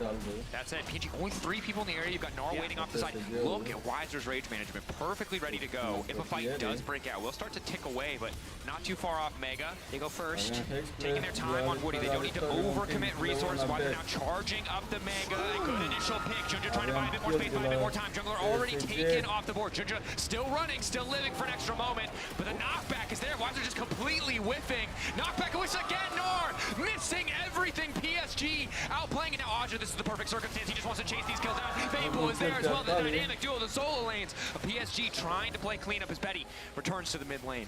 Pain had so much confidence going into that fight, but PSG are the ones that just execute straight up better. Vayne actually just knocking the Gnar around, discombobulating Weiser as he misses all of his important skill shots in this one. No Herald goes over though, so it's purely a gold advantage currently gained from that fight for PSG. Aja at least able to return to the top lane. Not even going to stick around and try to take the tower. Knows that the lead that they built for themselves in terms of overall map presence isn't that big. Weiser, frustrating play. Yeah. Wallop, yeah, I imagine what ends up happening there is you're buffering the wallop or you're pushing it as you lock your camera, so it ends up going the wrong way, and then the ulti just completely whiffing here. Yeah, Pain tried to hard engage onto the Leona and do not get the burst down early, which immediately puts them at a bit of a disadvantage. And they really extra chase to finish off this Wukong, and I think that's got to be what happened, but absolutely wrong side on his W. Yeah, some kind of misinput, most certainly. And this is a circumstance where if you burned all your cooldowns, Vayne is going to have a hell of a time running you down. Thinking about a dive bot. That's a Meganar, though. Wiser. They're going to kill the turret first. Ulti back up. Going to go in, go for the pushback into the wall, get a little bit of damage out, but no one is in the area. Meanwhile, his team already trying to take down other objectives. Wiser taking out of the equation, but it's tier 1 top. Traded in return. Mid lane, I believe, under pressure as well. So 2 towers taken down for 1. Pain Gaming in a decent spot. They want to continue to trade up. No one has taken the Herald. It's not the center of attention. Instead, so much more about pressure on these side lane objectives. And we're just getting a bit of a side lane race. Both of them are going to take 2 as well. I think they're just agreeing to give each other money. Which, if you could do this in real life, I think a lot of people would. Guys, I've figured out economics. I've never read anything about it. I don't know anything about it. But what if we both give money? We're just both going to accelerate the game. That's what we want. I think it will probably actually end up favoring... Wait, isn't this how inflation happens? Yeah, it is, actually. Someone's written the math in this before. I think it favors PSG, though, is what I'm trying to get at. Because more so because of the space created on the map. That gives a really, really deep angle if they can ever get really deep push in that bottom lane for Maple or Wukong to come up for a big flank. Yeah, and it can be really tricky for Jinkato on these side lanes against champions like the Akali, like the Vayne. Very reliant on getting a lot of damage up front, and in an extended trade, he's just never going to be favored. But Pain Gaming forced to catch that bot wave pretty far back. There's a decent TP flank ward if they choose to use it. They have to be careful here. Junja ready to start a fight. Yeah, and looking at the items, PSG is way stronger. They have two completed items on Akali and on Jhin. It's going to be important. Betty doing what he can to clear the wave. Shitan just continues to bully, though, knowing the rest of the team is elsewhere. So Pryon mid. Oof, this is dangerous because they do not have 2 core items on Syndra and Ashe against 2 carries of PSG that do have 2 core items. They see Maple top. They know he has to TP in. They're hoping that they can just burn this down, that they can just get themselves into soul point. Wiser with the ultimate. He has to be better in this fight. Maple's already on the flank. Shitan going to be in trouble. The arrow completely whips. In terms of overall timing out, Shitan is going to be in trouble. E1 connecting, E2 ready to go forward. Can't kick it back in time. The execution once again from PSG is just better. Wow, that was so close. They almost missed the smite on the Drake. It went down to 13, but then they were still able to secure it. I think they're going to ultimately think that's worth as long as they can stop this Baron. But unlike last game, this could be a fast Baron because that's a Kraken Slayer Vayne. Much, much faster this time around. Aja there, Ginger there as well. Good damage. We're still early enough in the game, and the gold lead not big enough that it'll take a little bit of time. But Karioka, can he get into the pit? Stop it. Doesn't have ulti. 5K getting lower. Jinkato. Closer, closer, 3K, they're going to try and burst it. The objective should just fall here. They're going to try to pick up a pick in the meantime, but I don't know if this fight favors them. PSG still ready to go. Round 2 not quite going to happen. Pain Gaming caught reeling. TP down to the bottom side. They're just trying to delay some of these recalls, maybe get a bit more goals in their back pocket. Confident play from PSG. Yes, they lose out on the smite fight, but they do manage to grab the Baron. And that, I think, is why that was such a risk by Pain. Because they were always going to lose this fight. They just were so far down in items, and they commit a lot of cooldowns just to secure that Drake. I'd say PSG did go too late, though. Maple, if he's in there 10 seconds earlier, they can get this fight before the Drake goes down. They still clean up, they still get the Baron. If they can make something happen with this Baron, they can make it almost impossible for Pain to get that soul. But being on soul point is probably something that Pain is pretty happy about. Especially Hextech, right? Yeah. Arguably the strongest soul in the game in terms of efficient combat output. But PSG, not gonna hit. I mean, that's still just a Vayne. That's still just a Vayne. Lisa can see her. But now, the rest of PSG is collapsing, and things are looking a little bit difficult. Excellent scatter of the week with Junja ready to go over the wall, and already the Jhin is in range. Nice knockback, stopping the first ulti. Additional headbutt to make sure that they can escape safely. But PSG are hungry for blood. Normally a much more map-focused team saw their angle to try and force the fight and get a bigger advantage. Yeah, I mean, if they win a big fight here, they can secure the series because with the Baron buff, nothing's going to stop their push on the side of PSG. So just trying to get as many objectives as possible because they really, really need to extend their lead to make that soul impossible to complete. Definitely do. One of the few ways Pain Gaming have left in this. The goal doesn't look massive, but the map position has been so good for PSG. Yeah. The itemization, you talked about it before, finally we're starting to take over to 2 items on most of the members of Pain Gaming as the fight's now going to start to break out. Junja in trouble. Karyo trying to backstep Jinkato, ready to go. Has the Q. Mind's telling him no, but his body also telling him no.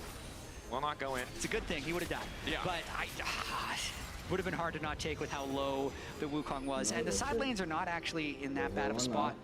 Wizer's Gnar getting decent push. They're still able to secure their own jungle. It's not as dire as it was in some of the previous games. I still think we're headed to a pretty interesting end to this game. I would slightly favor PSG from this point, but it's like they're out of mistakes. Yeah. Titan has to watch that tower get taken down, but luckily has enough movement speed to get away from that Wukong. Betty continues to push in mid lane. Baron buff still there for 20 seconds. This is the last wave that PSG will have to play with this particular buff. But Aja can't really walk up alone, is the difficult portion. Still powerful in the isolated 1v1, but still not the longest range, not the most threat onto a tower. And Maple having a second straight strong Akali game, hitting level 15 now. 2 completed items and an Izzy large wrong. But what I mean by them just being out of mistakes is they're clearly the stronger team right now. Sure, And if they execute, you know, exactly right, then Pain won't win another fight, Pain won't get another objective. But one mistake in this next minute, let's say Maple gets picked, misses ultimate, or maybe Wukong dies before a fight. That could be Soul, and then I'd immediately favor Pain in the game. So while PSG is favored, is ahead, they're right on the tipping point if they give up this Soul accidentally. Very close. Tenuous advantage. They have the tools to deny the Soul from the side of Pain Gaming, but can't afford to get caught out on the side lane. You can see Maple immediately backing off, doesn't have the vision to step any further forward, even though he does see a little bit, at least on the other side of the pit. I believe Pain saw that ward get placed. Curry was there, so not sure if they're just not worried about it. Ryoka has to be careful, though. Condemn alone, not too scary, but when you've got 2 other members to back you up, it can be a bit difficult. Ulti immediately to kick things off. Junja getting a lot of cooldowns in exchange for his ultimate. Still feels like a trade that overall favors PSG, given that they already have a dominant position around this objective. Still engaged with Leona, but they have no deep push here, so Maple doesn't actually have a strong flank that he can go through. And if you're PSG, you do not want this Drake taking damage. The closer it gets to a flip, the closer you get to losing the game. Aja on the flank.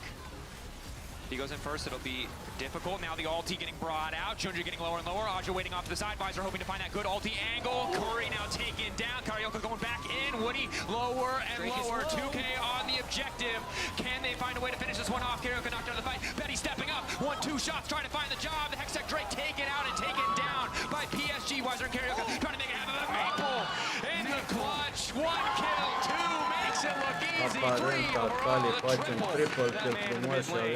Oh, it's a banger, Dracos. 9 champions die in that fight, and Maple's the one who walks away. But this is extremely close as that Drake gets lower and lower. Woody flies in. The focus to me is all on the Drake, and that's what PSG takes advantage of, because Pain really want to steal this Drake. Wukong is able to secure it, and then the end of this fight is just pure chaos. Maple jukes around the outside. Once he lands that E, it's over. And again, we talk about Maple so much when we talk about this team because he's that historic figure, right? He's the guy with the pedigree, but when he's the guy with the hands and the mechanics and the massive 7-0-1 scoreline too, you know PSG are set up for success. Game 1 was rough. Game 2, incredibly dominant. Game 3's been a bit more tenuous for them, certainly, but Maple is in such a strong position to bring this one home. Yeah, I think that was a shot we had of Jin Kato just kind of scratching his head after that one. Wasn't able to have a good position on Cinder. Just once they move into the pit, their backside gets so exposed for the flank of the Akali or even the Wukong that it gets really dangerous. And that was a fight where Wukong didn't even get the flank off. Yeah. I think that's one of the important things that Pain's been able to do is they've been able to get that Wukong out early. Because if there's a fight where Wukong is able to actually truly engage on a squishy, I think the series would be over. Find the angle. A lot of damage on the clone there, but it costs them being in position for the solar flare. They try to force the play on the side of Pain Gaming, but PSG punished that single moment, that little bit of inaccuracy. Quick reaction comes in from Junja, stops any of that initial poke, any of that initial CC from landing on him. Yeah, flashless Syndra is such a hard game to play against what PSG has, especially when you're lacking vision or a gold lead. So that's likely going to be another Baron here for PSG. And now, it starts to feel a little bit easier for PSG, I think it's safe to say. 3.5 items, getting closer and closer to 4. Their gold lead, not insurmountable, but feeling pretty damn close. Still have to respect the potential of Seoul, but otherwise, they're in perfect setup to close this one out. They absolutely are. They haven't made that mistake yet. They have that one mistake still to spin. Yeah. Could happen at any moment, though. If Maple does die, then that's a huge bounty going over. Yes. Maybe changes the tide of this game, but completely agree with you. PSG look to be in position to win. It's really hard for Maple to die. He's 2 levels up over Jinkato. Yeah. He has Zonius. He's very hard to kill, but it is possible. There you go. Again, managing to land these Qs. Spotting out Junja, will clear the wave. Jinkato having that range does still make it pretty easy to defend these towers, especially even through the Baron buff when they bring enough members to the 4. And Maple finally moving to bot wave to try to get that going so that they have more pressure points to play around, but not the most effective Baron thus far from PSG. No, definitely not. Only 1,800 gold on that Baron power play. 2 minutes left. Going to reset, maybe try a little bit more. But that's because they've gotten rid of the majority of the easy standing gold, aside from this one turret, where Pain was all 5 grouped up since PSG didn't have any good side lanes to push. Looks like for the most part, this is just going to, you know, line their pocketbooks a little bit before this next Soul fight. Yeah, and should have the better vision control and better position around that Drake, which again is one of the, probably the only out that Pain Gaming have left, short of a massive misstep. Betty also 4th item. Yeah, Jin is scary. Yeah, Jin actually really starts to do damage at 4 items. Jin is one of those champions who goes from haha I'm an ult and a snare and nothing else to like, oh I'm 2-tapping you. Yeah. And there's no tank, right? Like Alistair, yeah, I guess with ult, but like everyone else very vulnerable to the Jin. The historic weakness of Jin not being able to shred through a tank is not an issue here. Also because he has a Vayne on his team. Yeah, I feel like if Ashe gets to half health, like 1 Jin bullet kills him. Yeah, it's a really scary prospect on an immobile champion like Ashe. And Syndra still doesn't have death cap. Is there a chance he can get it to 4? He's only on 700 gold at the moment. 400 more? Yeah. Oh, maybe they can get Maple though. Maple eating the wrong way! That's not what you want to do! Dracos! There goes the Zonias! I cursed him! I cursed him! I'm sorry, PSG fans! How could he die, he says? How could he die? The answer is, yeah, that's how. He can eat the wrong way. But okay, now, so Aja's Vayne is taking this Drake. Do they try and defend this 4v5 because of the gold lead, or just delay long enough, 40 seconds for Maple to come back alive and teleport in? Because this Soul is up. Pain have to take this. PSG have to be willing to concede this, and they have to try to fight through a team with Hextech Soul. Go for the 50-50 here. Do they win the flip? Lisa off on the side. Junja in the midst of the pit. Aja just coming straight over the wall, knocking. Curry's gonna knock him out of the pit, but it's just about who can get the smite in the end. 4K getting lower. It's not low enough yet. Junja trying to focus on the kill. They want to kill the Wukong. They absolutely don't want to have to flip it. They know you. Junja's still alive, though. That's gonna be crucial. She's not getting into the midst of the pit. Junja about to die by the end of the kill. But the Baron's still alive. Drago finally go down. PSG. They don't even need Maple. They're stronger. Tunnel vision on the Drake allows Aja's Vayne to just free hit throughout, and just like that, Dracos, I think the series is over. They're gonna teleport in and kill the Nexus. Maple. Oh, Wukong just died to a turret. 5-8, Wukong just died to a tower. They're still gonna end the game. Death timer's been too long. Curry, there's got to be no way he can hold this one. PSG, it starts with Maple getting picked, but they outplay. Tunnel vision from Pain. Focus too much on the objective. Means that PSG will come out on top. Maybe not the cleanest game they were looking for, but still quite dominant for most of it. No matter what happens in these best of 3s, you can lose the game 1, 18 kills to 2. You can just flip it with your 7-0 Akali dead at the Soul fight. But as long as you win 2 of the 3 games, it counts exactly the same as if they were both perfect. They move up to the winner's bracket, and Pain moves down. Credit to PSG, weathering the storm, adapting after a very rough game 1. Credit to Pain as well for putting up such a good fight against a team that was so heavily favored in so many different metrics.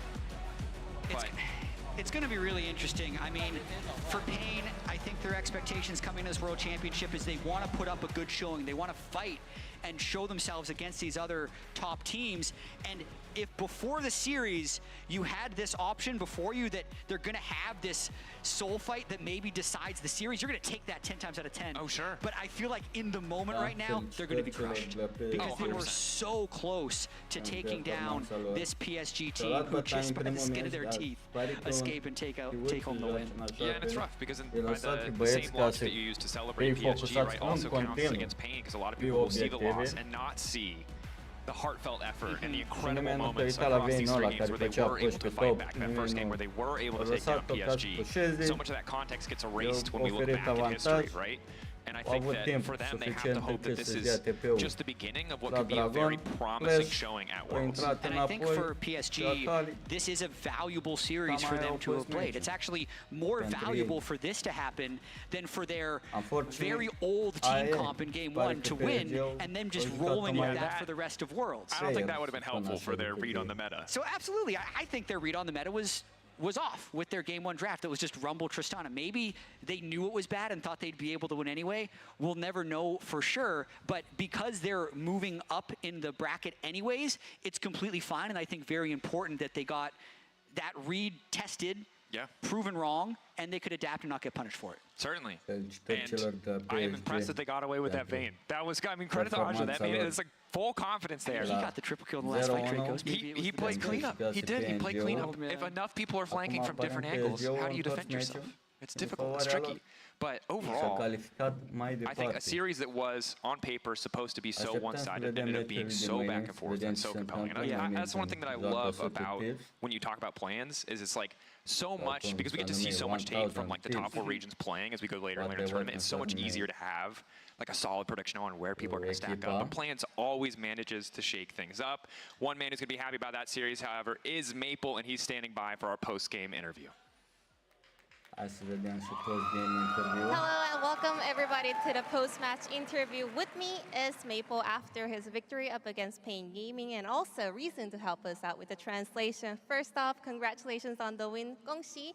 I want to know how he feels after finishing his first match of Worlds 2024. 首先恭喜你们获得第一场胜利。那他们想知道，就是在赢得胜利之后有什么样的感想呢？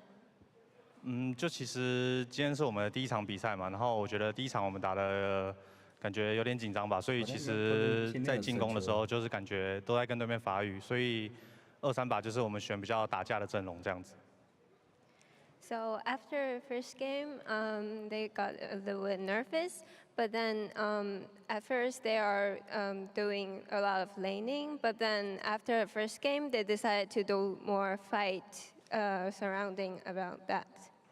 I think the change in the strategy worked really well, and also I think his Akali pick was the main kind of key point bringing your team to the victory. So I want to know your thought process behind locking in that Akali for 2 games in a row, and how does he rate Akali right now? 就是觉得你们的策略做得非常好。那么在选择阿卡丽的时候，有什么样的是关于团队的策略呢，或是自己的自信选角，所以选择阿卡丽？就阿卡丽的话，其实是我比较擅长的英雄，然后这版本因为法师装备都被改强了嘛，所以其实这个版本的话，我觉得阿卡丽还是挺不错的。So in this patch, most of the mages are buffed a lot. So he, at first, he also Akali is his personal favorite champion, and also it's good for counter picks as if there's mage champion.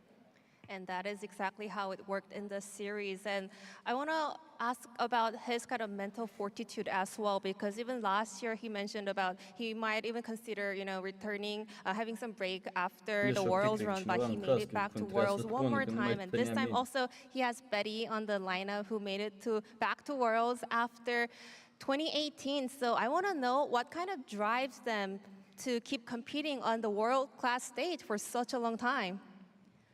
就是有关你的一些个人的想法，就是你有提到说你可能会需要一段时间的休息。那在这次世界赛的话，关于 Betty 一起归队的话，你有什么样的想法，或是什么促使你一直这么有动力的呢？就其实这次我觉得我们的队伍的话，实力是比之前前几年来的更强的，所以就是今年想要把目标放得更远吧，然后想办法拿个好成绩，不留遗憾。So basically, he thinks that the team has better performance this year, and he wishes to do better than ever, and has a higher goal that in this year's Worlds. Amazing. Thank you so much for the interview, and thank you, Reason, for the translation. One more time, this was Maple from PSG. Please give it up for Maple one more time, everyone.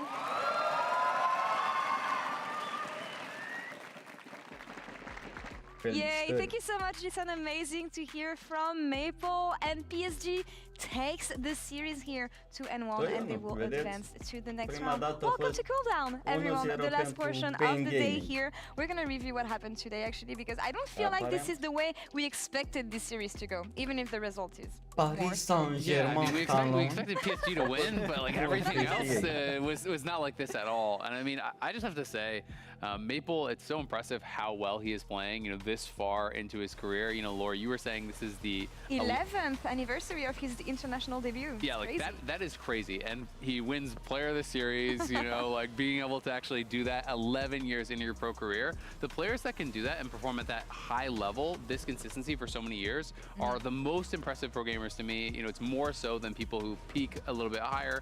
People like Impact, people like him, people like Faker, people like Deft, you know, guys who have been playing forever through all these different metas, through all these different teams, teammates, situations, and still performing. Like, it takes such dedication and so much you know, skill and perseverance to be able to do that for so many years. Yeah, absolutely. And you're not only competing against others, you're competing against yourself, against your vision of the game, because you have to constantly update and adapt. And I feel like, GB, this was a story of adaptation maybe on the side of PSG, from game 1 to game 2, taking game 3 in the end.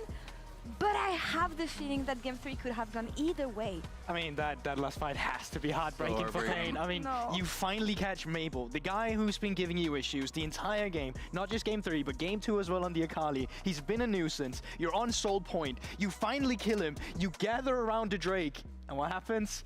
You get cleaned up afterwards and out team fought. And it's just so close for Brazil. That could have been their first best of 3 that they would have won against the PCS. Brazil in general don't get many wins on the international stage. At least not since we had the international wildcard qualifications. So this could have been so huge. But I mean, in the end, PSG, they managed to bring it back. I mean, especially against a team of this caliber, right? The people are actually ranking as the best team coming in, 2 play-ins. For them to be that close, 1 fight away. And let's be honest, it's a fight that most of the time they should win, that they would win. They had a straight up 5v4 at Dragon for Hextech Soul in the game-deciding game here. Like, that is a situation where you would be confident 90% of the time you would actually win. And it's Aji on this weird angle coming in on the Vayne. TP's over the wall, immediately enters the fight by flashing into the pit. And it's like, I just think that in that situation, they probably got a little bit too excited, a little bit too nervous. They're so focused on trying to burn down the Dragon that it's like Karyoka's hitting the Dragon while they're hitting him, and you're kind of,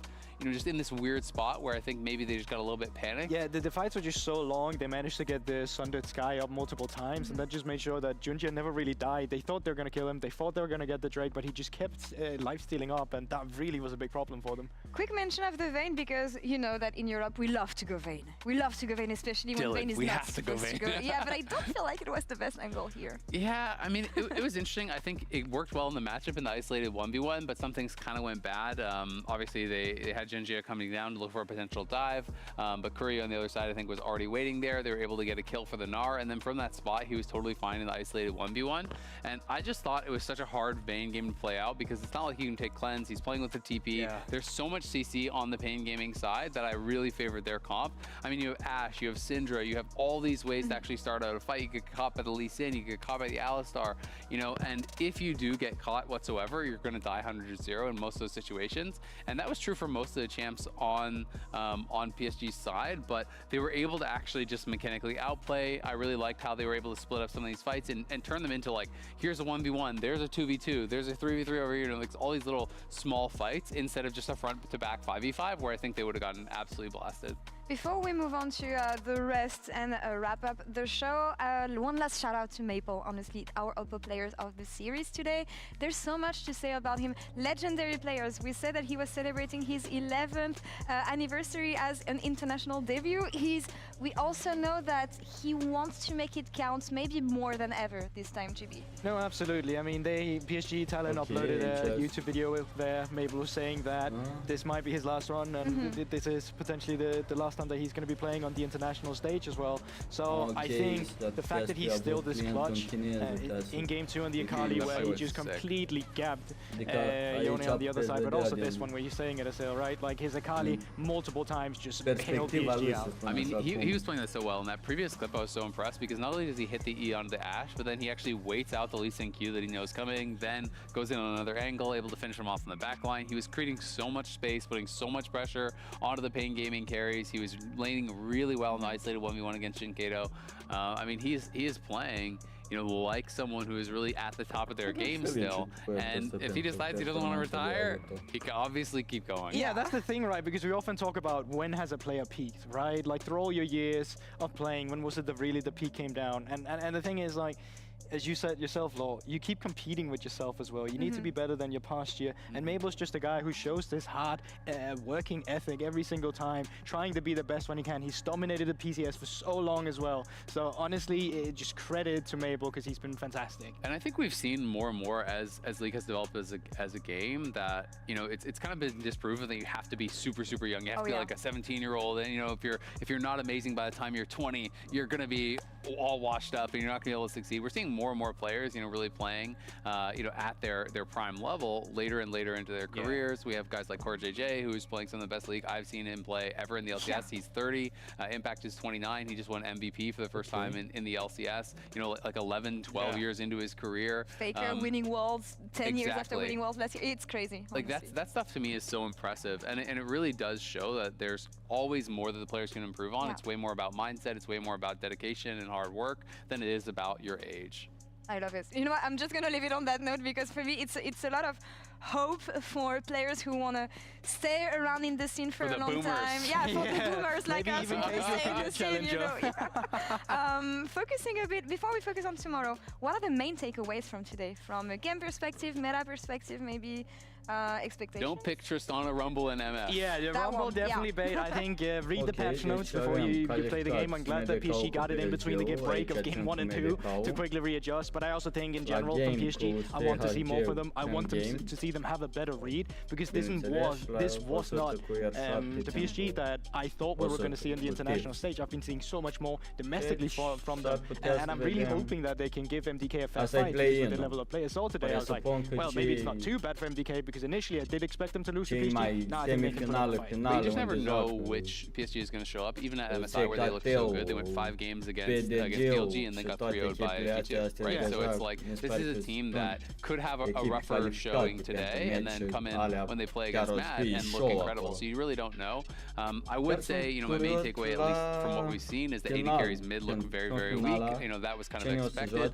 But I don't think that there's like one solidified meta. The second series was much more about these melee champions in mid. We saw Jinkato have a really good Ione game in game number 1. We saw 2 Akali games that were dominant. In the other series, it was much more about like Orianna and Syndra and more that mage style. So I think we're seeing that there is flexibility. It's just kind of in a different way than what we saw before. And we need more info, maybe, before forming an opinion here. 100 Thieves are going to make their debut tomorrow. August 2025. Yeah.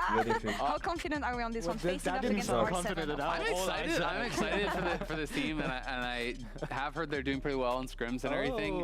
That's usually a bad thing around these parts. Well, famously in an LCS, they normally do horrible in scrims. They like are normally getting blown up by everyone, but then they usually do well on stage. I know that there's a lot of young players on this team. 4 of them have never played at Worlds, you know, so you never know how that's going to really show up. I think as long as they play comfortable, they play to their own skill level, that they're going to do really well in play-ins. And I am excited for a lot of these guys, especially, I mean, Cypher is just such a fun player to watch. He's super young. He's just loving being a pro and loving the experience of that. So getting to see him make his debut at Worlds would be really cool. When he's talked about the fact that Viper, who is his brother, if you didn't know, also played in the LCS. You know, he never made it to Worlds. It was his dream. So he's kind of like living his brother's dream and being able to get that to happen in his rookie year, which is really cool. So, you know, that's an amazing story. And River and Quid, I think are going to show out. Yeah, I mean, I'm really looking forward to see River as well. I've been hearing good things about his champion pool around the current meta as well. Little Jarvan, yeah. So I'm really curious. Jarvan is meta, it's over for Yeah, honestly, it's also just, you know, River before he made it to the LCS also made it to the international stage still, right? And I think it's such a cool matchup because you get to see Audi, who's been here so many times through R7 as well, but like the Peruvian goat as they call him, also going up against River. And while 100 Thieves obviously are heavy favorites coming into tomorrow, it's still a very cool jungle matchup between these two legendary players. We jinxed that enough, I feel like, today. So yeah, let's see what happens tomorrow. I mean, PSG still won. PSG still won, still. We'll see what happens for the rest of our teams tomorrow. That's all for us here.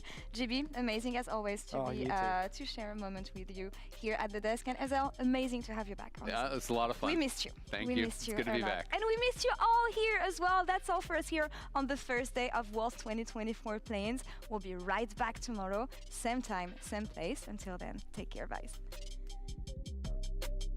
Da, aparent asta a fost tot ziua de azi, de la... Super hand delivered the nightmare of every single AD carry. Knowing the jungler's gone, Caddy's got nowhere to go. Might still have enough space to walk away. Why is he sticking around? Maybe they'll have a shot in the next one. Oh, that's Super potentially huge. Flash over, looking to finish it. Flame chopper, shut down, clutch from Caddy. Very nice. Look here.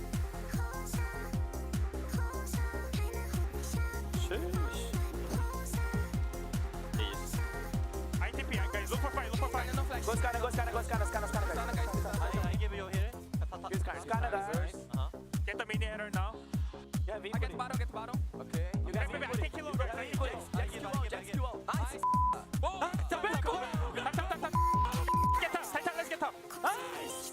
I'll go home, guys. See Manicure, Titan. Nice, Cody, I love you so much.